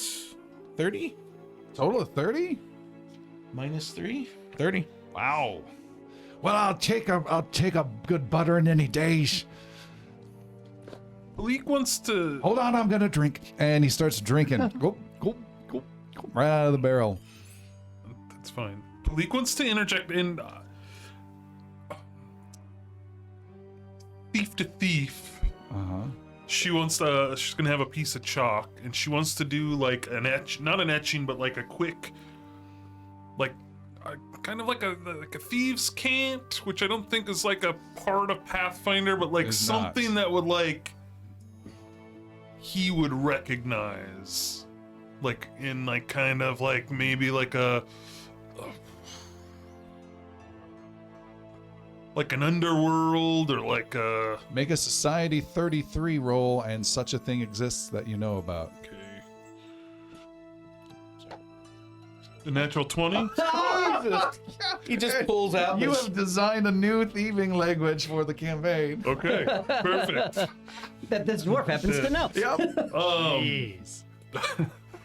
So I want to do that, and then out of the bag of holding, which she has this big stein that's like the size of his head, but she last episode acquired some pink silk. She would have wrapped this stein in that and made it look All very right. nice and presentable, and just push it towards him as he's guzzling this beer out of the stein. This might make that a little easier. What's this? This looks great. Oh, thank you so much. That's how you butter someone. He says, punching Boli for 1 point of bludgeoning damage. I'll mark that in just a bit. Did you steal that?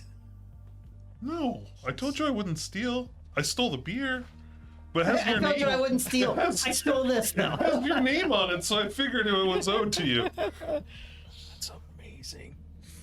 Boli takes 1 point of damage. How about that point of damage? Yeah, don't forget. He pours the beer into the chalice and says, Here, drink. and politely hands it to the Yosoki in the group. Is that good to drink? Is it okay to drink? It tastes good to me. Yeah. And you see his slobber on there. And Very well. right. tastes a little dwarfy, but it's good. And the chalice is amazing and has his name on it. And he looks at it again. Such a fine gift. This must be really bad then. What do you need? You started it. We need your expertise. One of your expertises. I don't think that's a word, but we're gonna Roll roll a natural with it. 20 and it will be. On a roll.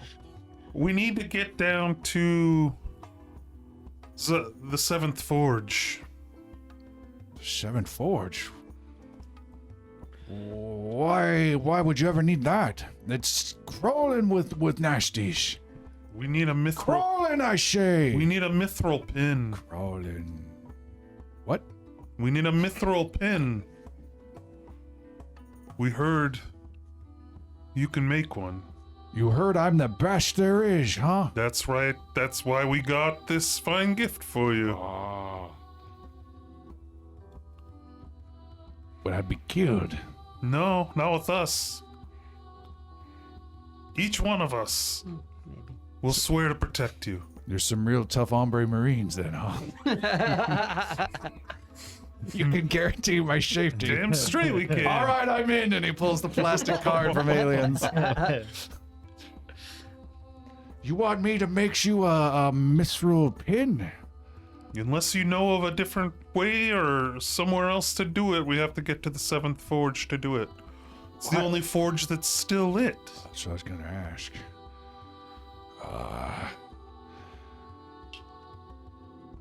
What's in it for me? Beyond this, What do you want?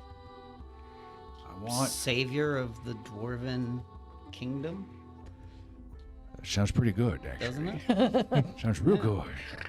He's becoming Bogart now. Maybe not today. Maybe not. Maybe not tomorrow. Soon, for the rest of your life. You know the danger and the dire straits that your people here are in.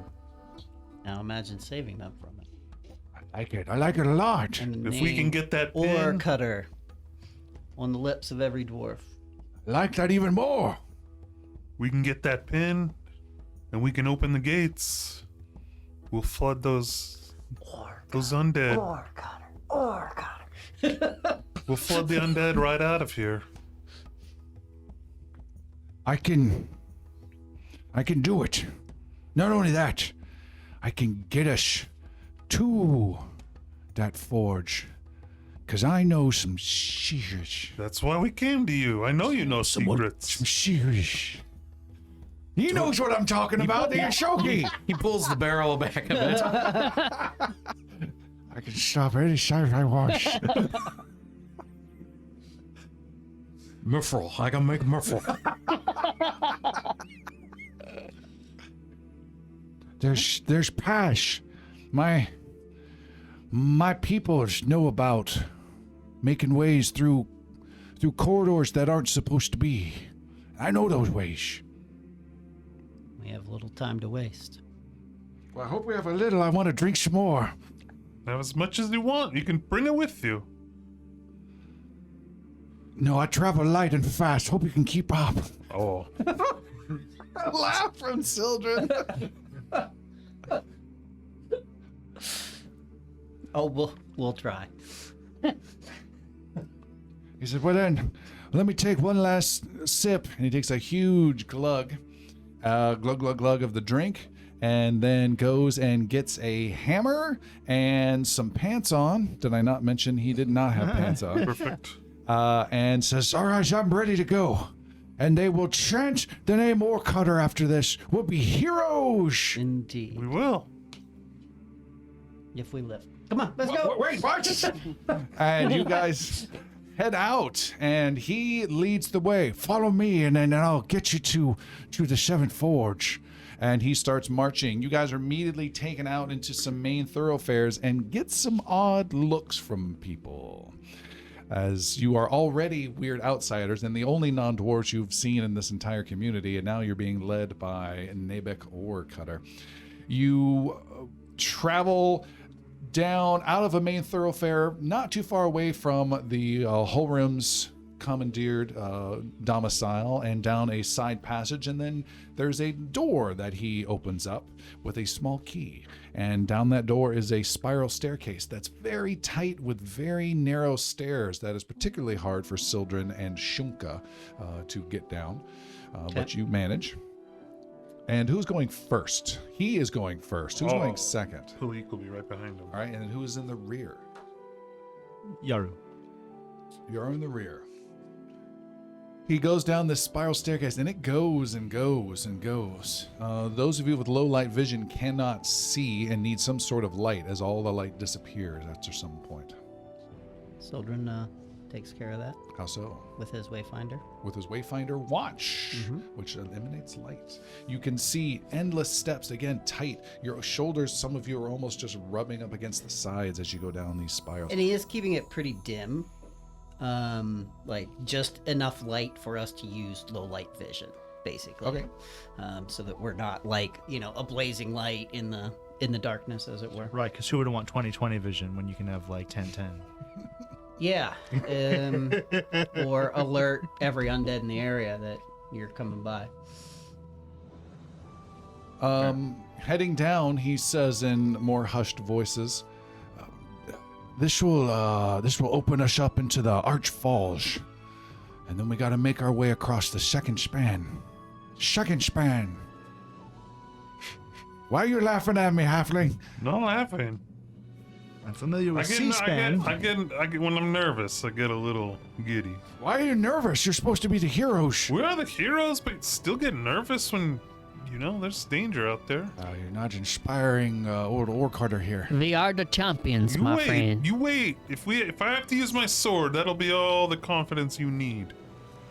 And my axe, did I miss it? You missed it. I never get invited always- to those. That was my one chance. He walks down and comes to another door where he inserts a key, and there's a click, and he carefully pries open the door. And you can hear some distant sounds of battle and cries of dwarfs. Hold that side! And some fighting, and okay, you're good! And some clangs of metal and some distant undead. My axe! No! And he leads you out. You pass into a large chamber that was formerly dealing with storage of food for religious ceremonies. You recognize Boli, but has now been turned into an infirmary when you see there are several priests of your faith dealing with wounded. Probably about 20 different wounded dwarves, with about 5 priests are here casting different heals and judging who to heal and when. They're trying to remain strong and stout, but you can see they're in pain. Some are badly clawed. Some are missing a limb, a leg here, an arm there. And you get accosted by one of the priests who stops Orcutter. What's going on here? And Orcutter says, we're passing through. No, you're not you. This one is with me. I know the Orcutter name, he may be deserving, but for now he's on the king's business. He looks at you and says, I know you. You're Ashbeard. Ashbeard. You should be here helping us. I am helping everyone, and so is he. The archpriest has declared all priests should be here helping in the infirmary. I'm under the law, but I don't live in the mountain. How does that work? If you knew, you'd be in my position. Make diplomacy +4, please. 31. Well, how can we help? Get out of our way and let us pass. We're going through here. You keep on with your healings. I won't ask any more of you other than that you continue serving Thorgard. Nonsense! And he gets close and does a shoulder grasp of power spell upon you, Boli, and he increases your magic a bit, and all your heals will give +2 hit points as you are infused with the power of your god from him. Fantastic. Wow. By the arms of the Father, good luck in your quest! Boli, is he better than you? Is he a No. better priest? Hey, old father, you want to hit me with a little juice? You want to jazz me up? We're all equal in the eyes of Thorgard.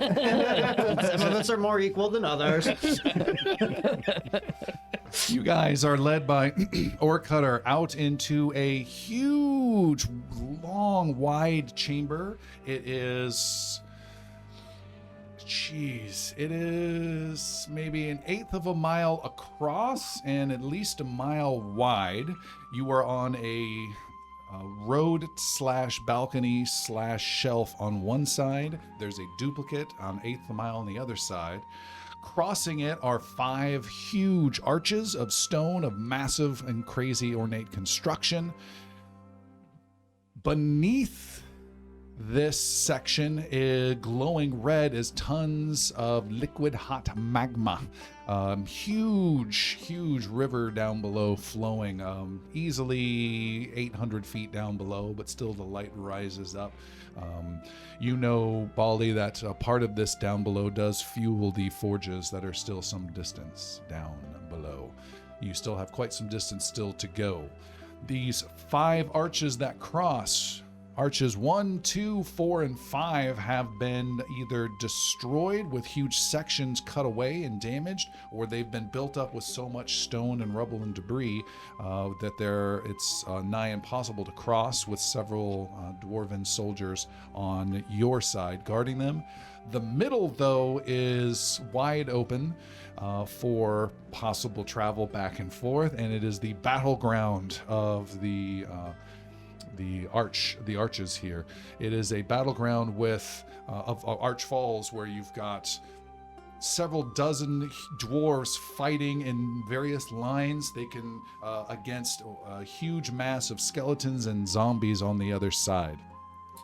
They are clashing. There's old undead weapons shattering against dwarven shields. Dwarves are hacking and hacking. And then you hear, as you're seeing this, you hear fall back! And the dwarves up front fall back, passing perfectly through the other dwarves, who then move forward and take that position, trying not to lose any ground. And there's like 4 or 5 different ranks of these dwarves, with the farthest rank just chilling back close to your end of the span, catching their breath, drinking, eating, patching up. It's quite a determined bit of battle going on. So sounds of clashing, sounds of battle. You can see on the other side there are also other chambers that spill into this, just like you did, like major thoroughfares the dwarf would use to get into this area. And from those, there are tons of undead just slowly shambling out onto their span, and then coming into that middle third span area. Probably 200 different undead. Skeletons, zombies. You can see some more nastiest looking figures, some slightly shimmering ghost-like figures. Does not look pleasant whatsoever. Namek, don't tell me we have to go through that. You got a secret passage, right? You get your little key out, get us through. You said you were the champions to save us all. And you said you had a secret way to get us in. Oh, that's right. Yeah, I do.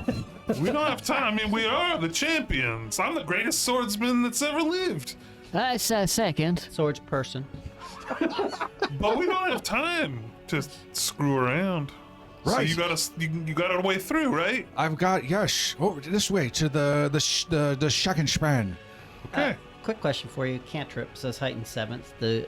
I'm having 7th level spells. I get that. For free. Yeah. Yes. Okay. So as long as I'm within if we get within 30 feet of the undead at any point in time, I'm just disrupting undead. It's cantrip. 6. And I think this is a typo. I hope not, but it says 6d60. I'm assuming that's probably 6d6. Okay, that sounds about right. Yeah. So just That's a big die. pull it out. That would be a 60-sided die then. 6 of them. 6 of them, which would be massive. All right. He starts making his way over towards the second span. So we're just going pew, pew, pew. A dwarven soldier, a lieutenant, strides forward to your group How many people are going to stop us today? and says, "Stop there! What do you think you're doing? You can't be here." Why not? It's the Jared. This is the battle. Yeah. Get back up there. We're on King's business. What do you care if we go to our death? Dead. But the king is dead. No, I'm not.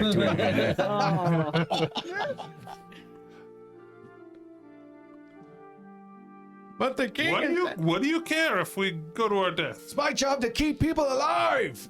And it's our job to keep you alive. What the hell are you talking about? Get out of here. We're down here on Mason Lord's orders. We're on a mission from the Stone Father. A mission from God. Does he respond in any way? With that, sure, make a diplomacy -2. Oh yeah, we're back to not being able to speak to these people, right? You want to tell him? That's a natural 20. Oh, You give me your rank. I'm so sorry. Yes, whatever you need. We're holding him here. You can join in one of the lines. We can certainly use your help. We appreciate it. We need a Now, fast Stonecutter, pass. do we have a way or don't we? We need to make it past these. Or cutter. Order cutter. Order cutter. He's got a way. Yes, I've got a way. We're doing our span 2. Yeah. the soldier says, Yeah, we can help give you as much protection on span 2 as we can. We've been blocked it off, but I'll send extra men there now. Do we need extra men or cutter? I don't know. I think we're fine. I'm gonna do some warfare lore and determine is that something that we actually need. roll it. Let's see. That is with warfare lore 27. 27. Yeah, it's increased damage by 1d6 so, for disrupt undead. Thank you. Range 30 feet. Got. What was your number again? 27. 27. You don't think you will need their help for sure because there are, although the undead are not they're flooding into span 3. They are passing by 2 and will certainly see you attempting to cross. Okay, so that's what I will convey. We'll need your help to distract them away from us while we make our way through. I'll have half a dozen of our best men lead the way. Okay. We're ready. All right, half a dozen dwarven soldiers suit up, and they get their armor on, they get their shields, they look tired but still ready for battle, and they approach the span 2. There's a couple guards on the other side of this broken rubble. Essentially, every bit of stone they could pull out or fall in, they've just crammed onto this bridge about halfway, about maybe a third of the way through on your side to create this mound. There's a couple dwarven guards there that look confused as 6 badass dwarves lead the way with 6 Motley Crue looking group behind them. And the lieutenant guy says, "We're coming through. We're fighting across span 2." And they clamber up slowly, and they've got some chains that are pitoned or hooked up at the top so they can get up easily where the undead cannot. And they clamber up the top. There is one skeleton that has just finally reached the top, which they easily hack apart, and then they start coming down the other side, which is, and they drag a chain behind them so they can get back up. And you guys all follow, I'm assuming in the same order as described earlier. Mm-hmm. All right. No, I'll put Orcutter behind me. He's not in front. All right. As you do so, all of you make perception rolls. 40. Natural 1. Would anyone 41? spare a hero point? I'm going to use 2 Dang, otherwise. You don't need to. For a natural 1? No, you don't need to. Okay. You got It's a a 40 and a group- 41. it's a Yeah, it's a group group roll. roll. Yeah, it's a You group don't roll. need to Oh, use That it. just means you're not going to see something. Cool, okay. Somebody else will. Fair enough. So we had a 40 and a 41 as our highest. I have a 40 myself. All right. Palik, you hear it first. You hear a raspy screech you might recognize. Make a nature or occult roll with +2. 25. You don't recognize it, and 40s can also make the same roll. Nature or occult +2. Yeah, it's asking about nature. Nature +2 will leave me at a 30. and roll. Oh, yeah. No. I'm saying with. Oh, you made a with roll. my- Oh, we have a natural 20 over here. Holy shit. Bali's finally realizing where he's at. Yes, I got my center. Bali, you recognize that sound as the sound of a wyvern or wyvern. You have dealt with those long ago on the King's Barge. Well, not Bali, but the group has long ago on the King's Barge. How did a wyvern get down here? A what? A wyvern. A wyvern? A wyvern. Down here, it's wyvern.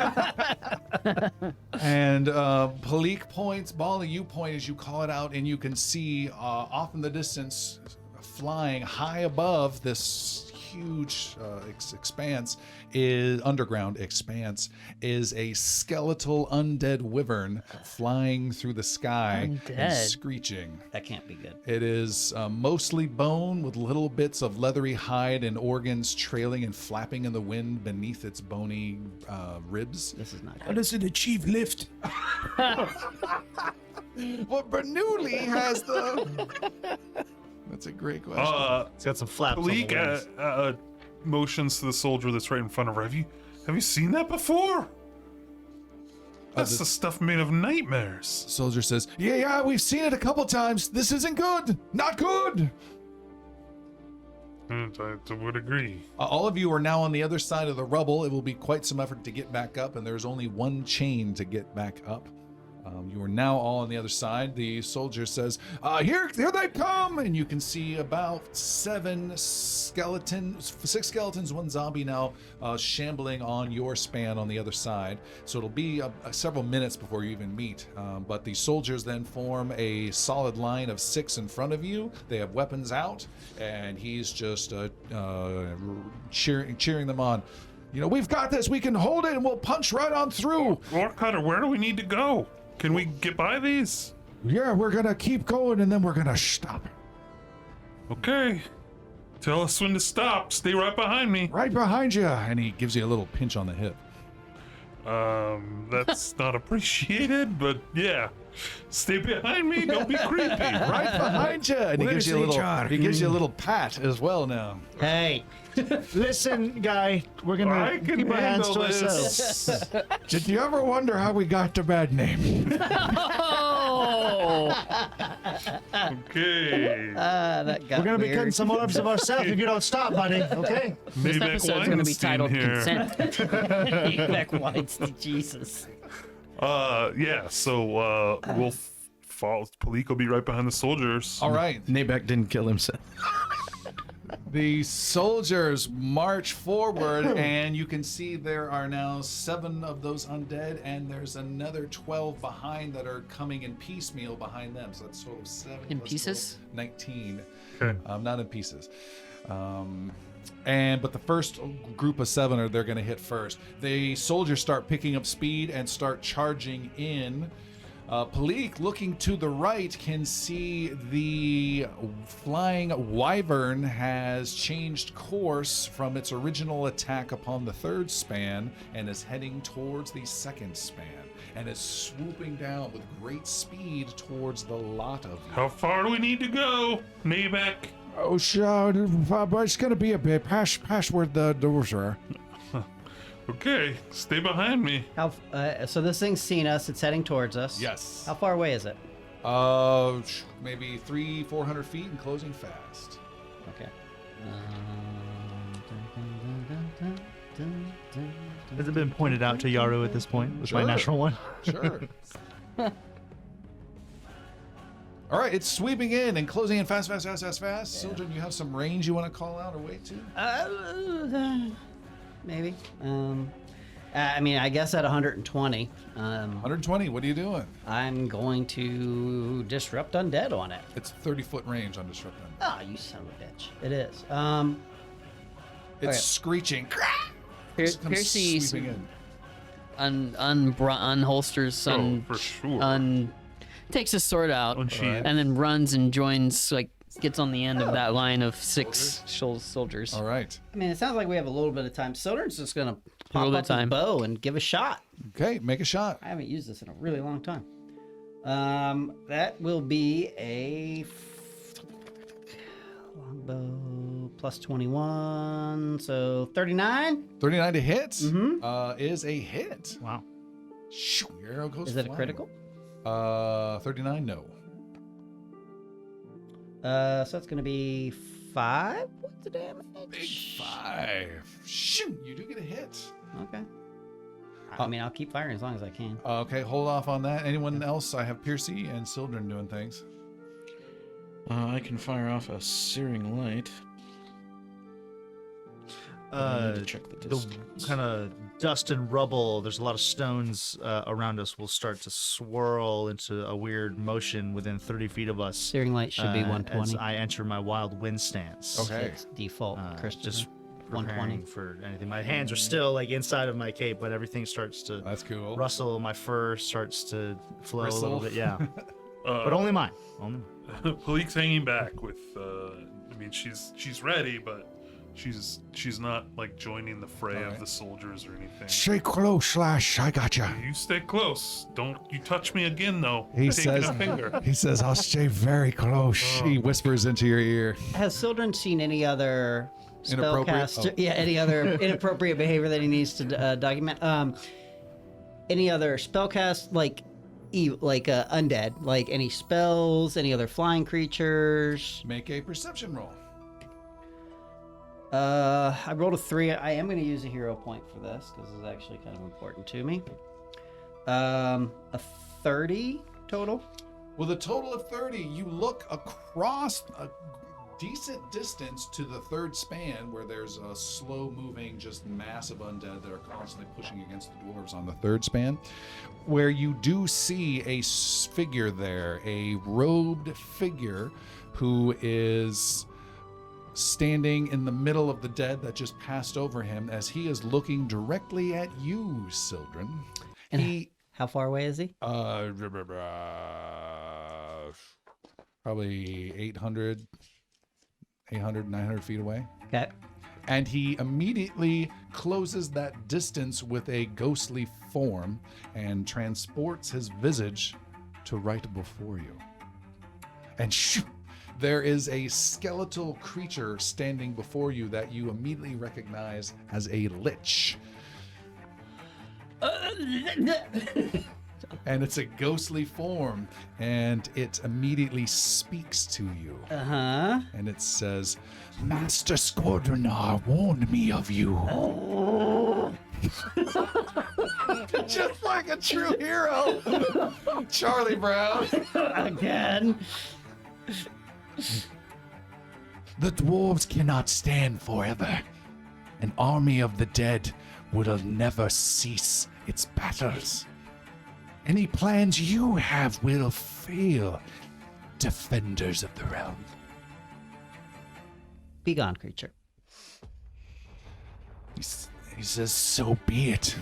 Before I go, you will know my master has taken away all quarter given to you. But he does offer one gift to these dwarves if you have any feelings of protection towards them. Would you care to hear the offer? Sildren? No. All right. And he fades and snaps back, and his face disappears as ghostly form. You can still see him hundreds of feet away, just staring at you from across the way. Okay, so all 3 of these spans are being overrun, like... There are 5 spans. You were on span 2, and the span 3 is where the major battle's going on with the Lich. Okay. And they're about 800, 900 feet apart between each span. Are we moving on, or are we going to try and do something about this? The main fight on span 2 is with the 7 attackers, 6 dwarves and 1 Yosoki, as you guys start engaging skeletons. Go ahead and do a quick triple attack. Piercy, please. You said you Was were that- helping out. Wyvern, was it within 120 feet? Yeah, you can roll in just a second. Let's do Okay. Piercy first. Actually, you can go ahead and make your So roll. the first is a 44, Whoa. then a 33, Okay. and a natural 20. All right, not a single blow is dealt by any of the dwarves as Piercy, you immediately dispatch all of the skeletons and the zombie by just stepping in briefly and shooting, dodging here and stepping there, and then you kill them all and then maybe say, after you. No, then I say, after me. And you destroy all of them, and the dwarves all just kind of look at each other in silence. And then they go, yeah. And then they start charging into the more of the undead that are slowly coming on to the second span. And you've easily cut some distance. And then you hear in your ear, Palik, just a little more, little more. Let's go. Keep going. Don't stop. I'm not stopping. Let's go. And there was Almost there. There was a searing light. There was a searing light, Boli. Yes. Spells prepared DC 32. Is that what I'm starting with? It's your spell attack modifier. Looked at the sheet. I will bring up your sheet as well. Yeah, and write these numbers down. That can be hard to find on the printed character sheet. Yeah. We're going to class. We're going to Boli. It's called. What level is Searing Light normally? One? Third. Third. Okay. Second. Oops. Fourth. Or fourth, maybe. Searing Light. Should be third. And got it. Searing it's Light third. is plus 22. Plus 22, so that'd Sildren's be a the same, right? 31 for that hit. What did you get? 31? 31 is a miss. 31's a miss. The light goes, Searing Light goes blasting past the wyvern, and it comes sweeping in towards Sildren and Boli. Yaru, you were doing some range stuff with your wind sweeping, yes? The range is for when it gets within 30 feet of us, and that does mean within any direction above Sure. side. All right, then you are in a defensive stance. It comes sweeping in, and we will let you do essentially a ready action to interrupt Yes. it. And it is going to do some attacks on your buddies, but you get to go first. And then it's strafing the group. Okay, so I'm going to do essentially a key strike wind crash strike. So I'm going to combine a ranged strike as soon as it gets within. I'm just going to do essentially like a backflip in the air, and it's going to send a gust of wind flying and hopefully knock this guy. So the key strike is a +1. And the key strike can be done with a flurry as well, I believe, right? I believe it can. Let me check my notes here. Flurry of blows, yep. So this will be just my first action attack. +26. Ooh, that's a 31. 31 is a whiff. Is a whiff. Okay, second attack, flurry of blows. Oh, even worse is 25. All right, double backflip misses. You The still have double a backflip second action now. misses.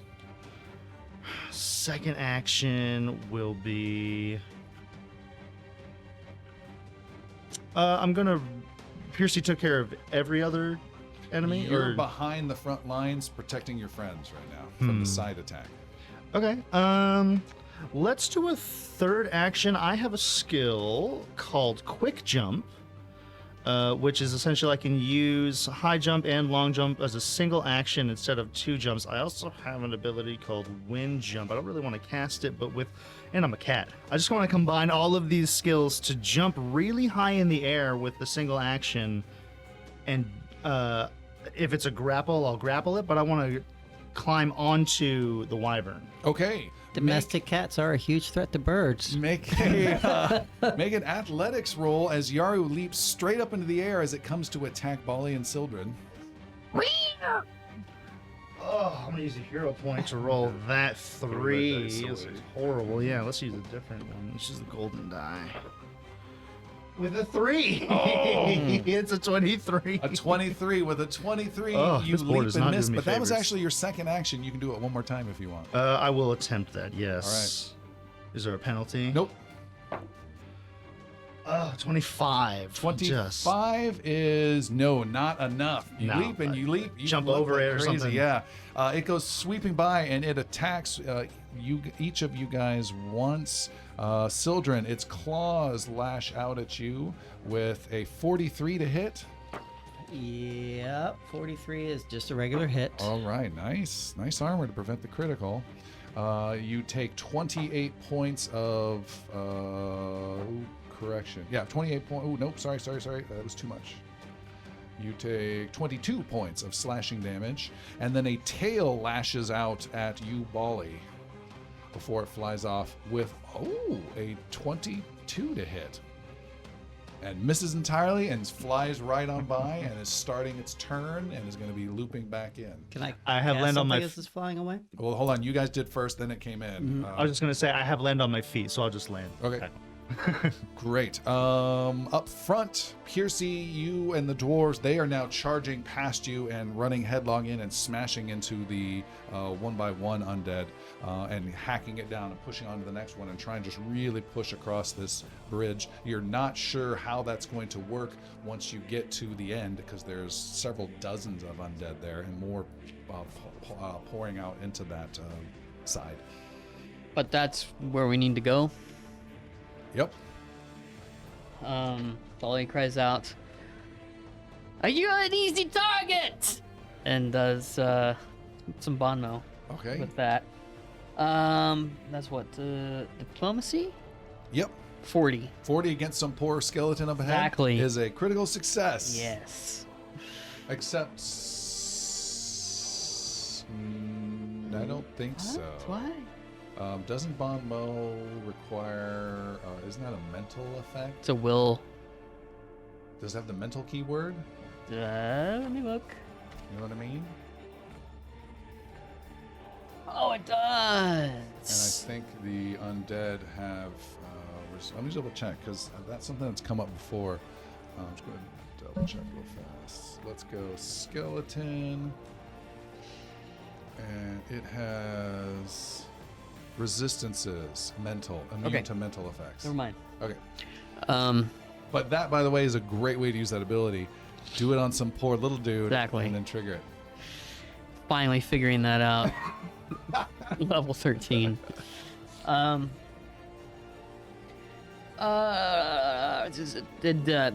Did Percy at all see the what the wyvern just did? No. Okay. He turns around towards the groom and says, "This away!" and begins to run with the dwarves. Okay. Is that the way we need to go? It's further down this No. man. Oh, you're saying it to him? Yeah. Just a little more further, That way? straight ahead. I'll let you know when we're there. Okay. And the two of us will head that way. All right. Piercy. You find yourself suddenly stumbling into a mass of green poisonous fog that surrounds your section of the bridge. Sildren, you can make a perception roll, and you can see the wyvern 25. is turning and coming at you. Piercy, you are surrounded by this poisonous mess. Make a fortitude save. That's a natural one reroll. I'll give you a hero point. Okay, thank you.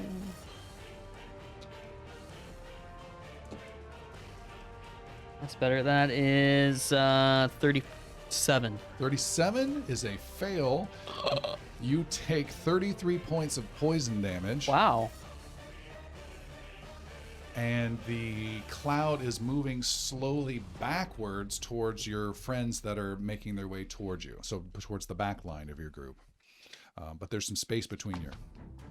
But you do get the brunt of that. What is what is this? Wasn't me, says one of the dwarves in front of you. And the wyvern is coming in. What'd you guys want to do about that?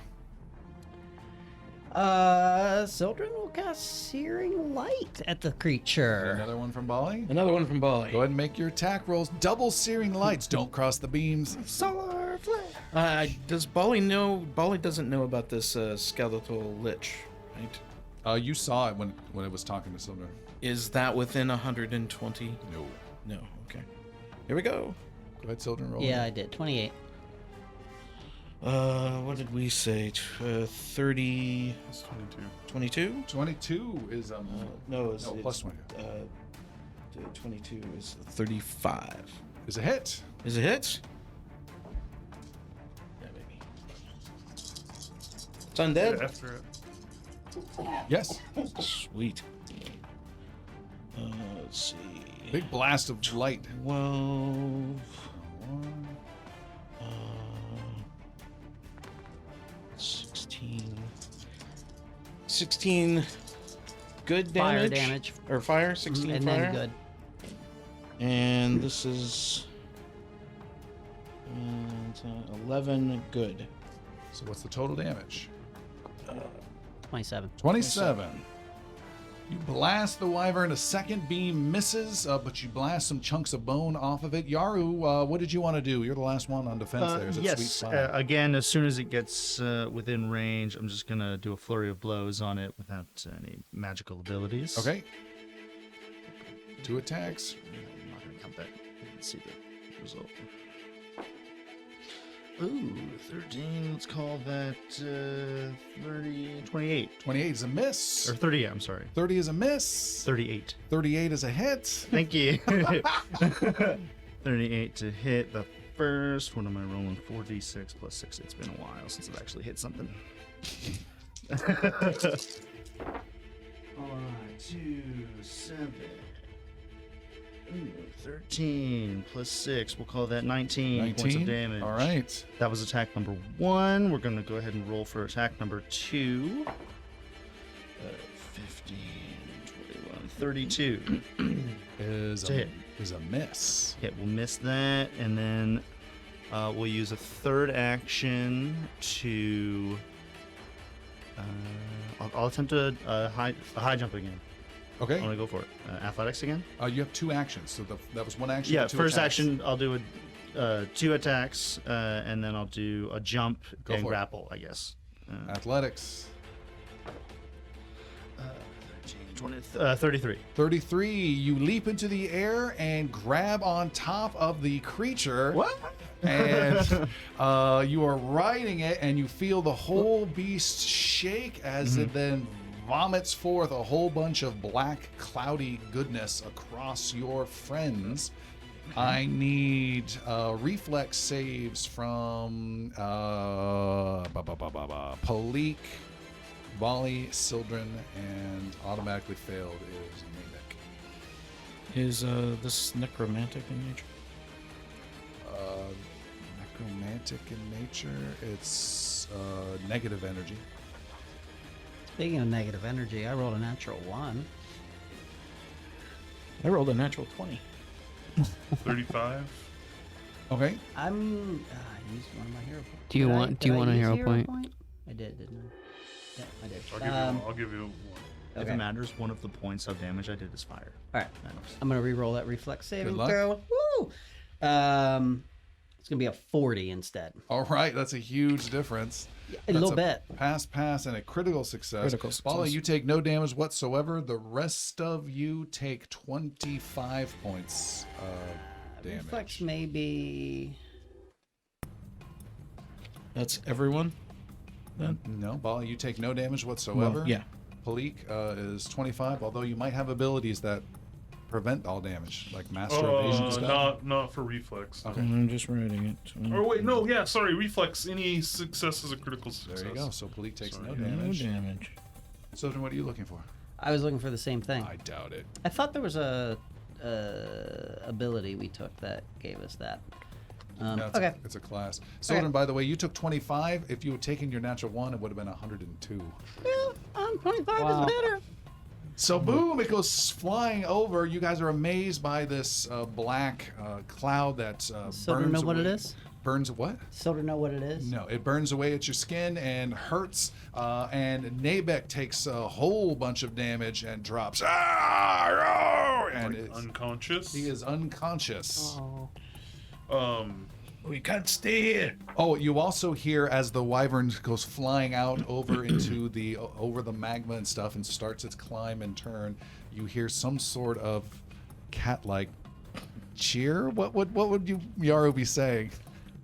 Oh no no no no no no no no no no no no! Bad idea. Yeah, you're literally holding on to ribs from above on top of this thing as it's climbing. You can see through its ribs and see the magma 1,000 feet below. Halik has a greater healing potion that she is going to and give to force down Nabex. All right, this healing potion hasn't been stoppered well, but you are able to get into him. You just have to catch a bit repeatedly into his mouth over and over Good again. with that. It's All right. heavy and pasty.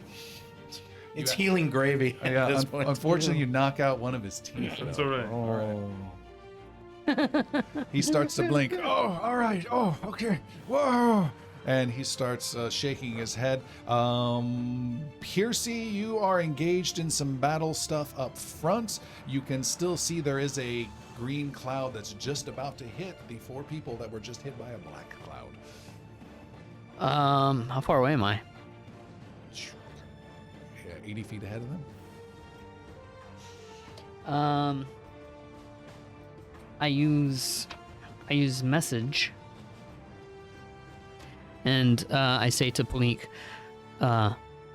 stay clear of the cloud, and she hears me, All right. like as if I'm So, just yeah. right up next to her. I got Nabek like holding my hand. Can we steer around this cloud? You look up, you look around, you can see this cloud moving quickly towards you. If you drop to all fours, you'll be under it, like one of those fire smoke safety commercial type things. Yeah. So I drop and I pull him down. All with right. me. Oh, yeah. What's going on? Yes. Stay down. Close. Stay. I trust you. How did you get so creepy? Stay down. Yeah, I think Sildren has something to do here. All right. Boli, make a reflex saving throw with +1 for hearing Palik yell. A natural 20. Holy Can we switch dice, please? No. It's going to come around and bite me at the wrong time. Boli, you are able to yank Sildren down as well, and Sildren, you're able to yank Shunka down, and you're able to just be a couple feet low as this cloud passes over the lot of you. As Sildren's laying there, he mumbles something to himself and then just like goes over the side, but just climbs over, goes underneath it. I'm casting spider climb, Okay. and so so I get underneath the span and start crossing it. Okay. Cool. is Straight out cool. of Willow. Yeah. Going Palik, all creepy like. right next to you, face to face, as this cloud is moving over, your new friend Nabik says, I'm grateful to be here with you. You're really brave. I'm grateful for your help here as well. Let's get after it. Let's get to it. That's what I was thinking too. Do you? Take me where we need to go. 7th Forge right now. We have a clear path behind these dwarves. Will you at least make me get a diplomacy rolling? Look, I can feel it's a I will little, it's a cut little that key off charged your between neck. us. And go without you. That's your warning. Let's move. all right. He looks at you, Bali, who's on the ground next to him, and says, And I'm like really close to it too. I like her fire. She's got a lot of spirit. Do you know she's Shingu? This is not the time. and he gets up and Keep your says, mithril rod in your pants. Perlik, come close. I have something to tell you. The sword is between us. all right. He says, go down with me. And he points to us the side of the bridge. Okay, let's go. And you see there's small little cuts that are almost impossible to see of an inverted ladder into the side. Okay. Sildren's head just popped. Yeah. I found something. Yeah. And he starts digging his hands very carefully and doing like this American Ninja Warrior thing of just going under, and starts going under the bridge with you following. Yep. All right. Bali, what are you doing? Everyone I know is going over the side of this bridge now, so Bali will try to see what the hell's going on. He'll clamber Go over. down to Yaru. You are on top of Not this thing. everyone. Yeah, go ahead. And it is swooping down the side of the bridge and cannot see any targets, and angles towards the front of Span 2 where Palik and the dwarves are battling. Okay. And is going. Piercy is a dwarf. I'm sorry, Piercy. Yeah. And is going along the bridge. Okay. So Low. as it's flying, you said I can see through it. Does it have any? Is there a heart pumping? Are there interior organs? Are they just kind of flailing? It's just an undead. There's no heart or anything, but you do see some ligament rope strings on some parts of it. I'm gonna grab onto those. Okay. And I'm gonna try to steer it. Because that's how science works. Hey, I am No, a do it. talking flying cat. it has no feathers, yet it's flying through the air. We're beyond the realms of physics here. It's true. I'm gonna try to grab onto those reins and with my legs kind of pushed off of its wings, I'm like steering it like flaps, very much like a plane. All right, make a survival roll for me, please. Great. Survival. The word flaps has been used a lot in this episode. More than weird. I care for. There only really is to 26. take off For the the landing. 26, you have Yeah. 40% control of this creature. That's all I need. I need to get. It's going high enough, just over Piercy and Palik, I hopefully. wanted to bowl them all over. So that it literally, I mean, a 40% control. You're the DM. You decide what happens. But the goal is for it to go over them, into the cloud, into the green no, the cloud. cloud's behind. Okay, I'm attempting to put it into The wall. the dark figure, and I'm gonna try to jump off Oh. on its trajectory Okay, towards so what the you figure. can do is as it's racing down the bridge, there's a line of dwarves and Piercy, and then there's a bunch of undead behind them. So you can try and Yeah, I'm gonna try to avoid them barrel and it. hit the Yeah. dead. I'm gonna And try. leap off before Yes. you. Okay. I do have a flying spell ready. So make But I'm another gonna jump. survival roll for the final control of the beast. Ooh, that is good. That is, let's see, we'll call that a 36 minus 2. We'll call that a 34. All right. With a huge pull of these strange ligaments, the creature goes up and over Piercy. You hear this. And the undead wyvern goes flying over and then down sharply and goes smearing across several zombies, leaving gooey black and red trails behind. In addition, you are able to leap off with ease and land next to Piercy and gain a hero point. Nice. Wow. Yeah. Well played, sir. Piercy, you, That was awesome. you see your friend right there landing beside you. He just took out at least 6 more of the dead and gave you guys some more breathing room. You do not see any of your other friends. Is that green? Where's that green cloud? Did it pass by? It's passed and is- is now okay. going over the rubble and will be on the dwarven side soon. Okay. You lost half the party? Where'd you come from? Where did they go? I don't know. I'm fighting the skeleton mans. Where's everyone? I mean, They were back behind. I saw Palik and the old creepy man. We're under the bridge. Who said that?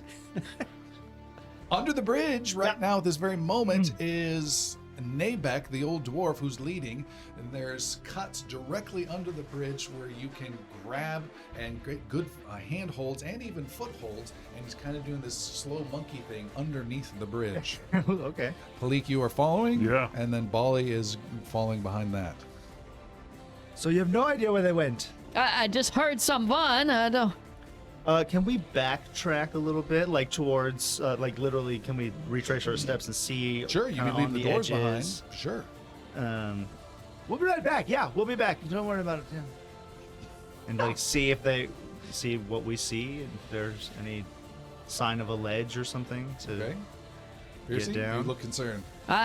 Where are you going? We need to go this way. I assume Soldern's aware enough of what's going on. You have total control of the scene, really, of Okay. where you're at. Soldern like climbs up and around. Oh, Holy shit! I told you they were going to be somewhere. Get right over there. There's a there's handrails. You guys can get down. Okay. Yeah, I have a climbing speed of 10 feet, so I'll just hop over the edge. Okay. Everyone's so keen to hop over the edge. The dwarves like these guys are Crazy. nuts. Well, we gotta stick together. I'll use my have some sort of super skill when it comes to like ledges and things. Yeah, that's a. It's Not falling off them. yeah, Steady balance. steady balance. All right. Well, that will keep you not from going over the edge, but it sounds like you want to go over the edge. So you are now prevented. You got to do steady balance on every. I can ledge grab that an we go edge, to. is what it Roll says. against his own DC to see if he can go over. Okay, so you lightly step off the edge, Piercy, whip And- around, grab and then on grab with it, ease, yeah. and then can see some weird, creepy Sildren motioning even further. That is creepy. And you can look and can see there are dwarves and halflings, and now catfolk that are now underneath the bridge, all climbing further towards the undead side, but underneath. And again, I have to ask, where's Shunka? Ooh. Don't you have the like pocket dimension? I do. Soldrin comes back up and around. Shunka's barking. Yeah. Going right. Soldrin opens up his his druid vestments and gives a concise little whistle to Shunka, and Shunka goes charges right at him. Shunka And, yeah. dives in, and then as you start to climb back, make a reflex save +2 as a very pissed off wyvern is breathing across the area again, having recovered. Bringing a lot of negative attention to 38. sneaky people. You take half damage, and that is a total of 22 points of damage. Okay. Down to 97. You are singed and burned by this black breath, and it screeches and goes by, but it's really not looking for you. It's looking for someone else entirely. And you guys are now, I think all of you are underneath the bridge. Piercy, you are in the lead, oddly enough, because you were furthest down the bridge, and then Yaru's right behind you. Palik, you see your man whose feet and rear are close to your face, I might add, is stopping, and he pushes on a small little white little panel. And as he does so, a section of the bridge underneath pushes up stone and then slides off, revealing a secret opening Okay, inside quick, the bridge. go in there before the rest of them see us. And he climbs in and extends a withered old hand. Grab on my hand. I'll pull you. Grab it. Philippe does. You grab his hand. It's sweaty and callousy, and he pulls. Oh! And he pulls you up into his hole, and you are inside. Boli, you are quickly joining. Great. He doesn't help you at all. He doesn't help me at It's all. easy to get in by yourself, actually. It's actually more awkward to have. Yeah, totally. Okay, where are we going from here, buddy? And Soldrin is quick squeeze as well, so. Oh, and Sildren, you're quickly in there. Yaru and Piercy, once again, you look and you turn And they're back gone and you again. don't see your friends again. What is this place, man? I thought we were on a bridge. Why don't you guys go back out and help keep this wyvern from fucking us up? Who said that? we They're in the the walls. wyvern's not. I know, but my Palik's intent was to these two very stealthy guys, Palik and Orcutter, get in and out. Go and then forge this thing. Yeah, and then Taking several hours and it's with undead swarming around you and just Come the on, two of you. this way. Hurry. let's Says go.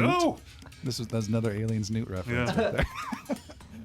And he's leading through this little stone air duct, if you will, inside the interior of the bridge. Yaru and Piercy, what are you guys doing? Soldrin's head comes back down, and he's like, "Guys, Palik said she wanted all of us. Let's go!" And Sidler back this way. After you.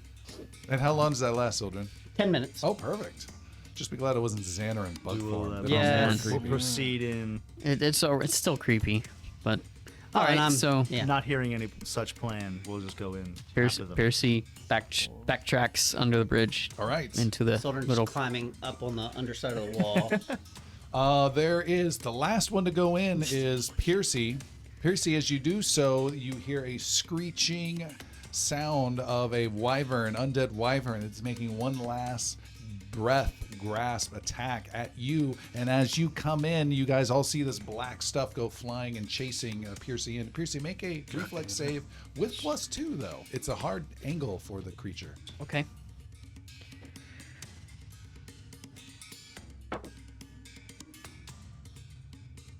Reflex. That's 42. You take no damage whatsoever, get your foot in, and the door seals behind. Shunk. It is pitch black until I assume an Aeon watch thing is lit up, and the group can see. Leading the way is Nabek, the well-endowed, and he continues forward. Not for long. I said my reputation would change. And he's crawling inside the bridge itself and leans back. Stay close, little one. Where it's some distance ahead. And he crawls further and further. Are you staying close? Yep. All right. Do you still have some sort of sword out? Oh, yeah. Okay. He crawls some distance until Gonna rename it Tape Piercer. until he reaches a opening in the floor, and he spins around and drops leg first about 8 feet into a thin little corridor, and now can stand up and walk forward. And everyone, one by one, you are now able to stand up in a small corridor. And he starts walking. And you pass by a metal slatted thing, almost like a speakeasy viewport. And you walk past another, and there's a little turn. And these are tall but narrow corridors you're in of smooth stone. It seems quite dusty, as though people have not been here in a very long time. Nabek, what is this place? These are the secret passages of my guild of long ago's. We were able to get where we needed to and hear what we needed to hear. I haven't been down here in a long time, but I do remember the forges were the light bricks, the light blue bricks. Not the dark blue, the light blues. And he points at some colored bricks that you see every 100 feet or so. And you are essentially walking behind different important places that Boli has visited many times in the past, official chambers and such. But Boli, you had no idea such an area like this existed behind the scenes. I had no idea these existed. Who could be here? How could this be here and no one else know about it? He's quiet back there. There's a lot of peepholes in here. They're not for They're peeping. not peeping. Glory to the Stone Father.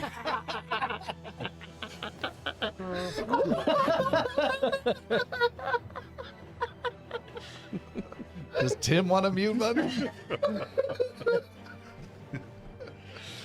Yeah, let's go. Let's That move. was perfect. Let's move past this. Don't you want to see? All right. Knock twice. Time for a show.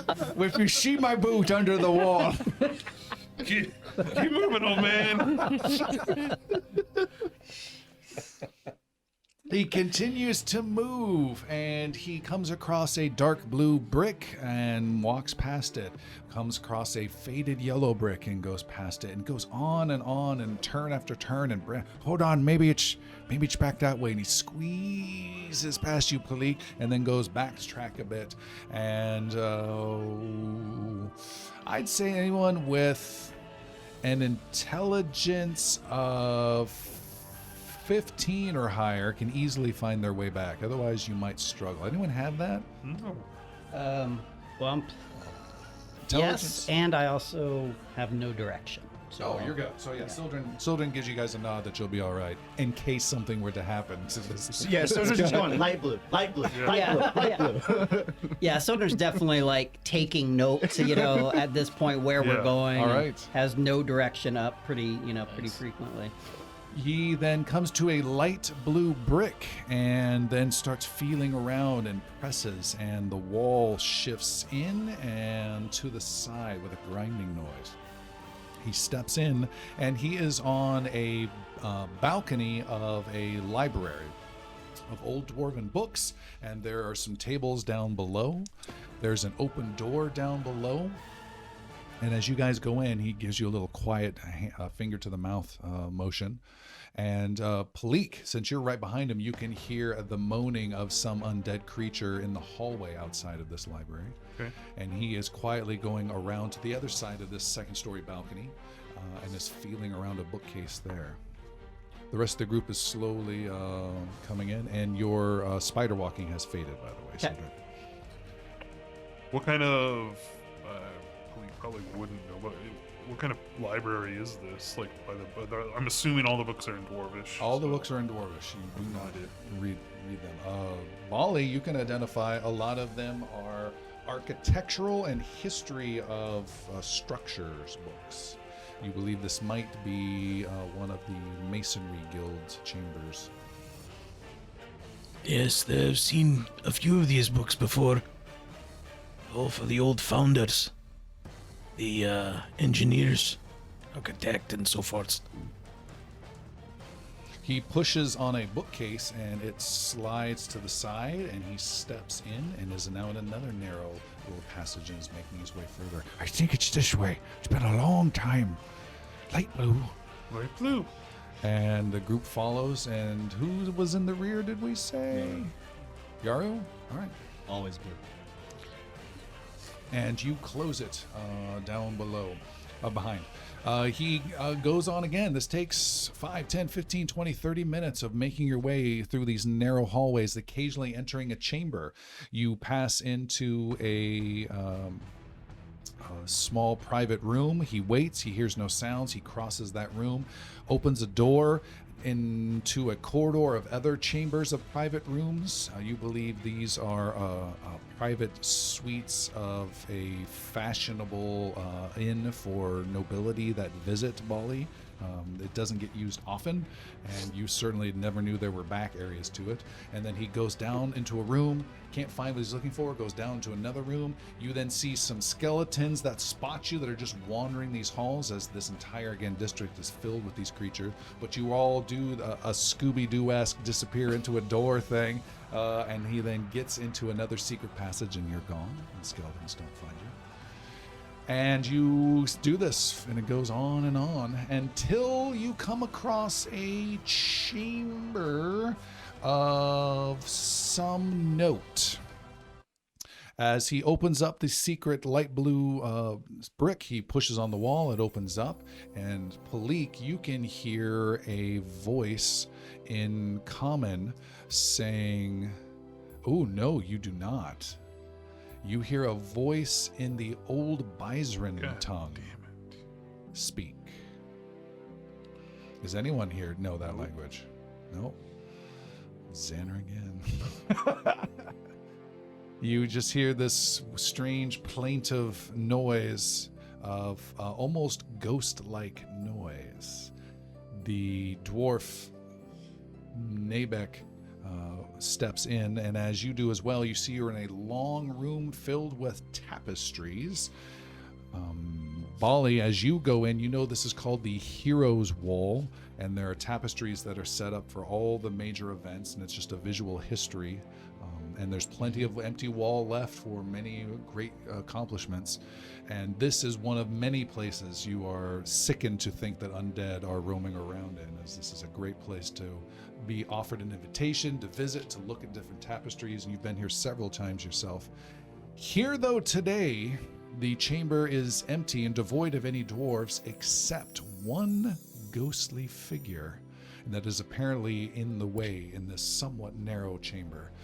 Huge tapestries depicting great battles, great accomplishments, dwarves with striking figures creating great statues, great artistry, great weapons. A great sword is made, all these different panels of scenes showing Shadowfall's past. But in the middle of this chamber is a silvery glowing ghost of a young human in fancy looking ghost-like armor, and just kind of swaying awkwardly, looking at one of the tapestries. Nabek, who's that? I don't know. Go get him. You've got your sword. Ouch, yeah, that's the sword. Go get him. Palik will approach the figure. Okay. The figure turns upon seeing you and faces you and draws a ghostly bastard sword.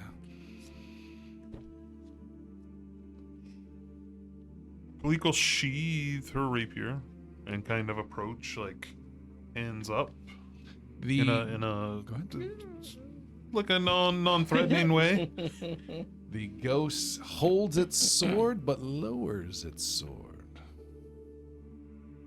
We did not expect to see someone of your stature here. The ghost says something in Old Byzrin with a question mark at the end of it. May we pass? And kind of like gives a little gesture of continuing on. The ghost then speaks in common and says, I am supposed to kill you. You are alive. You need to kill me specifically, or you need to kill everyone? Everyone who's alive, I have been tasked to kill and to destroy these. He says, pointing at the tapestries. Why would you want to destroy something so beautiful? I agree. There was lots of work and effort put into these, let alone the heroic efforts that they represent. And he nods and points to the one beside you, maybe to distract your eye, but points to your left, the wall there, and says, I was at that scene there, at that battle. What is that battle? Tell me about it. It does not look familiar. It was the battle that defined the rise of the Byzrin Empire long ago. I was even younger than I am now. But I am supposed to kill you. Do you know what he this- attacks you with his blade with a quick slash. And it is a frick. It's a frick. He shakes his head, like before the blow, he shakes his head knowing he's going to catch you by surprise. Swings his ghostly blade with a critical hit. Okay. I can cast. I'm still able to cast. Sure. Well, well, no, unless it's a reaction, no. It's reaction. Okay, what are you going to do? Drop dead. So that's after his target's been hit. That's fine. Actually, I don't think so. It is. It is after the target. Yeah. Pretty sure. You got to get hit first. I can't look it up on here. Yeah, it's after the trigger. After Okay. the target's been hit. After you've been hit. All right, you've been hit for 35 points of slashing damage. And he slashes, and for his second, third action, he does nothing but lower his blade. So I drop down dead. You're casting the spell? All right. Yep. Oh, no. And he drops down, and some of you who are close behind thinks he's going to kill Palik, who is dropped dead, but instead is trying to mend her illusionary corpse. You are actually invisible right now. And he is over your corpse and touching, and his hands passing through. Do you know what this creature is, Boli? Can it be dispelled? Have I seen such an apparition before? No. Would I recall anything of the character it's representing in the images that I had seen before? Make a insane society roll. Insane Society. You've been rolling 20s all day. Yeah, no, 30 here. No. Or 27, sorry. Right, so Um, you can sneak by it or get by it now that it's distracted. It's certainly possible. You say you were charged with killing us, Or not. Or we can do this. and yet you tend to her wounds, though she's already dead. You're kind of suspecting what's going on. I do not want to hurt. Oh, And Palik will snap back into reality. Well, then why would you hurt? He steps back like he's seen a ghost. It's like that was a level 7. Yeah, I'm like, what the hell? I put my sword away. I mean you no harm. Yet you lash out at me because you're supposed to kill me. Is there a way for us to free you from your task? There is no freeing of my soul. I have been commanded to be here and to destroy these great tapestries and kill all the living that I see, and I have killed already. Whose command was this? A new master over me. How many masters have you had? I have had but my king from long ago, and now Why would you have a new master? Why wouldn't you continue to serve your king? he has a calling over me. Who is it? A man named Skordronar. We know of this man. What is your name? Knight? I am Sir Owen. I'm Palik. One of the heroes of Navarre. He does not strike you and keeps his blade down. You see him like wanting to. How does Skordronar have power over you? I found myself rising from the swamps of Decareth. And there are callings, several callings, and I was called most here to the south. To destroy fabric? To destroy... What good would that do anyone?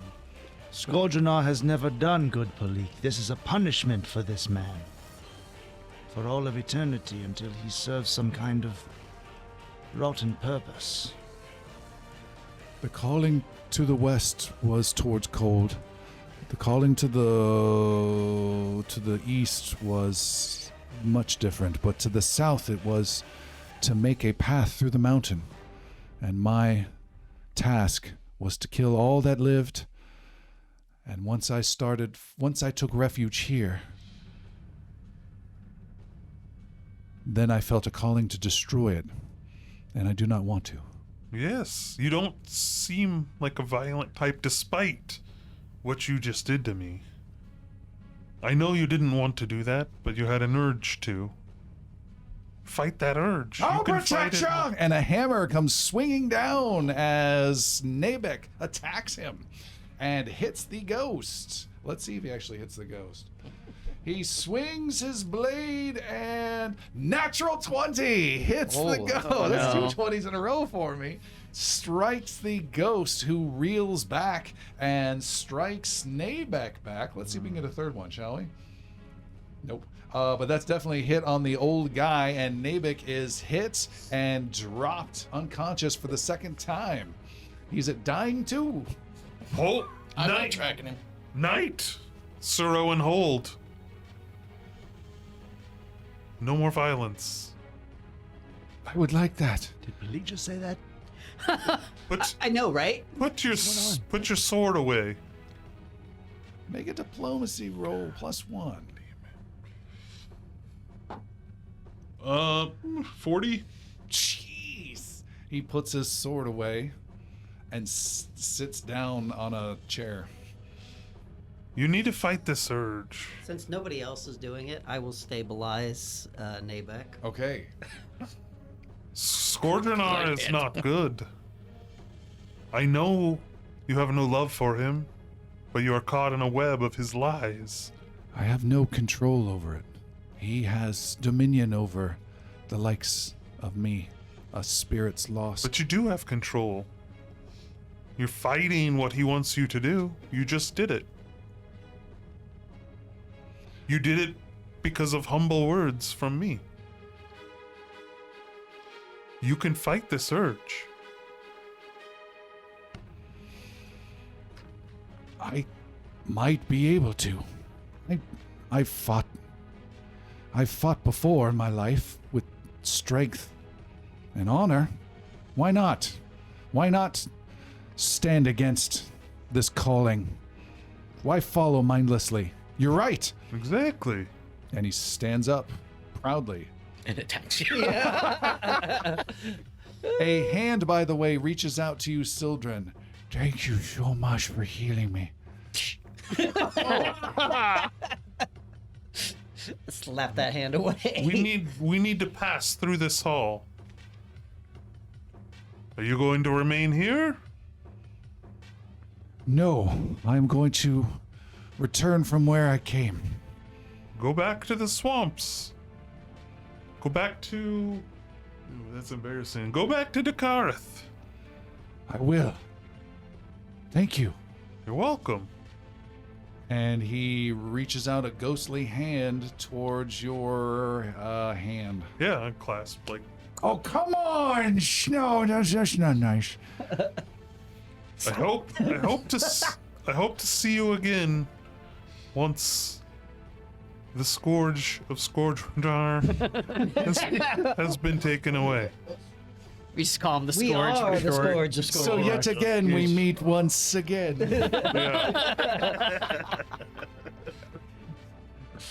And he says, Farewell, halfling, and thank you. You're welcome. and he fades through the very portrait he said he was a part of, or the blah, blah, blah, blah, blah. Tapestry. Thank you, tapestry, and fades through the wall and takes a shortcut through Sunderforge.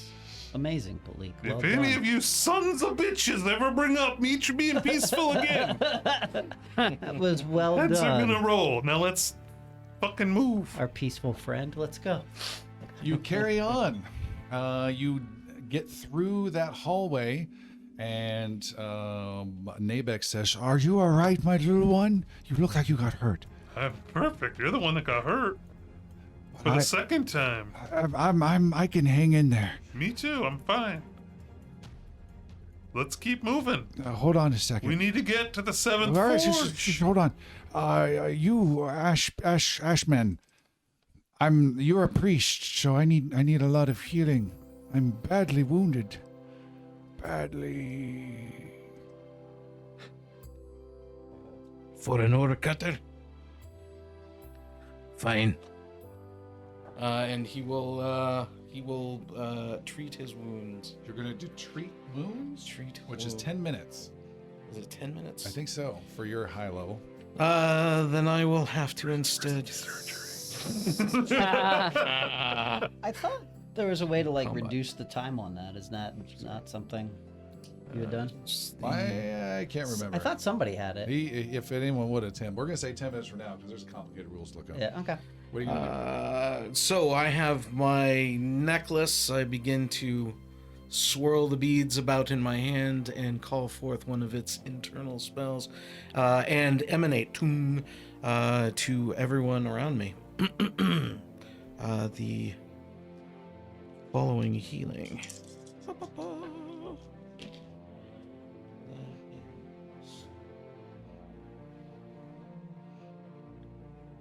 Brighter dice, dude. Yeah, I know. 34 points to everyone, including Okay. Oh, How thank much? you. 31? 34. 34? Thank you, Ashman. Ass man. Ashman, don't be crude. I can see why your people don't like them. And he leads further on with a little lift to his step and continues down more side passages, more galleries, more interesting ways, and comes across a long balcony that again oversees a chamber. It has stairs that curl up to this balcony, but he's just going along it and then disappearing into another side passage. But Boli, you recognize the place you're at. It is a unwelcome place to be, as it is a very respected place to be. You are in the family balcony, the family gallery that overlooks Stone Rest.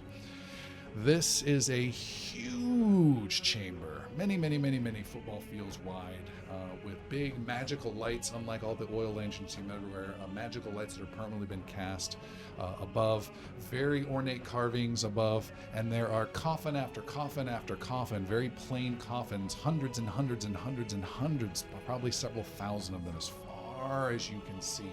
And in front of each of these coffins are statues, different statues of different types. Great birds, great warriors, great women or children, or great buildings, all small statues in front. Again, hundreds and hundreds of these. The most amazing collection of statues you have ever seen in your life.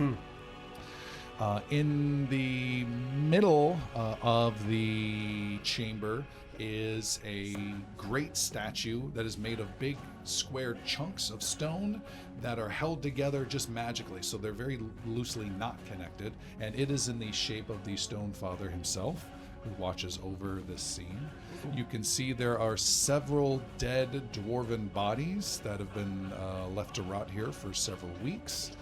And you know, Boli, that no one is ever really let in here, except on very special circumstances, which makes the 3 dead, undead wights, W-I-G-H-T-S, life-draining wights that are at that statue, one poking around the dead, one poking around at one of these coffins, the other looking at the giant statue of your god, a little unwelcome. But Orcutter says, this way, and continues along this balcony into another secret to leave this section. You never said anything about going to Stone Rest. This is the way. This is the light blues. Come on, Boli. This is for the greater good. They shouldn't be here. They can't be left to be here. Probably shouldn't be here either. I used to be here myself.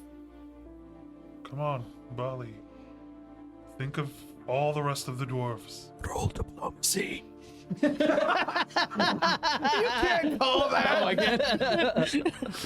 I think it's fair under the circumstances.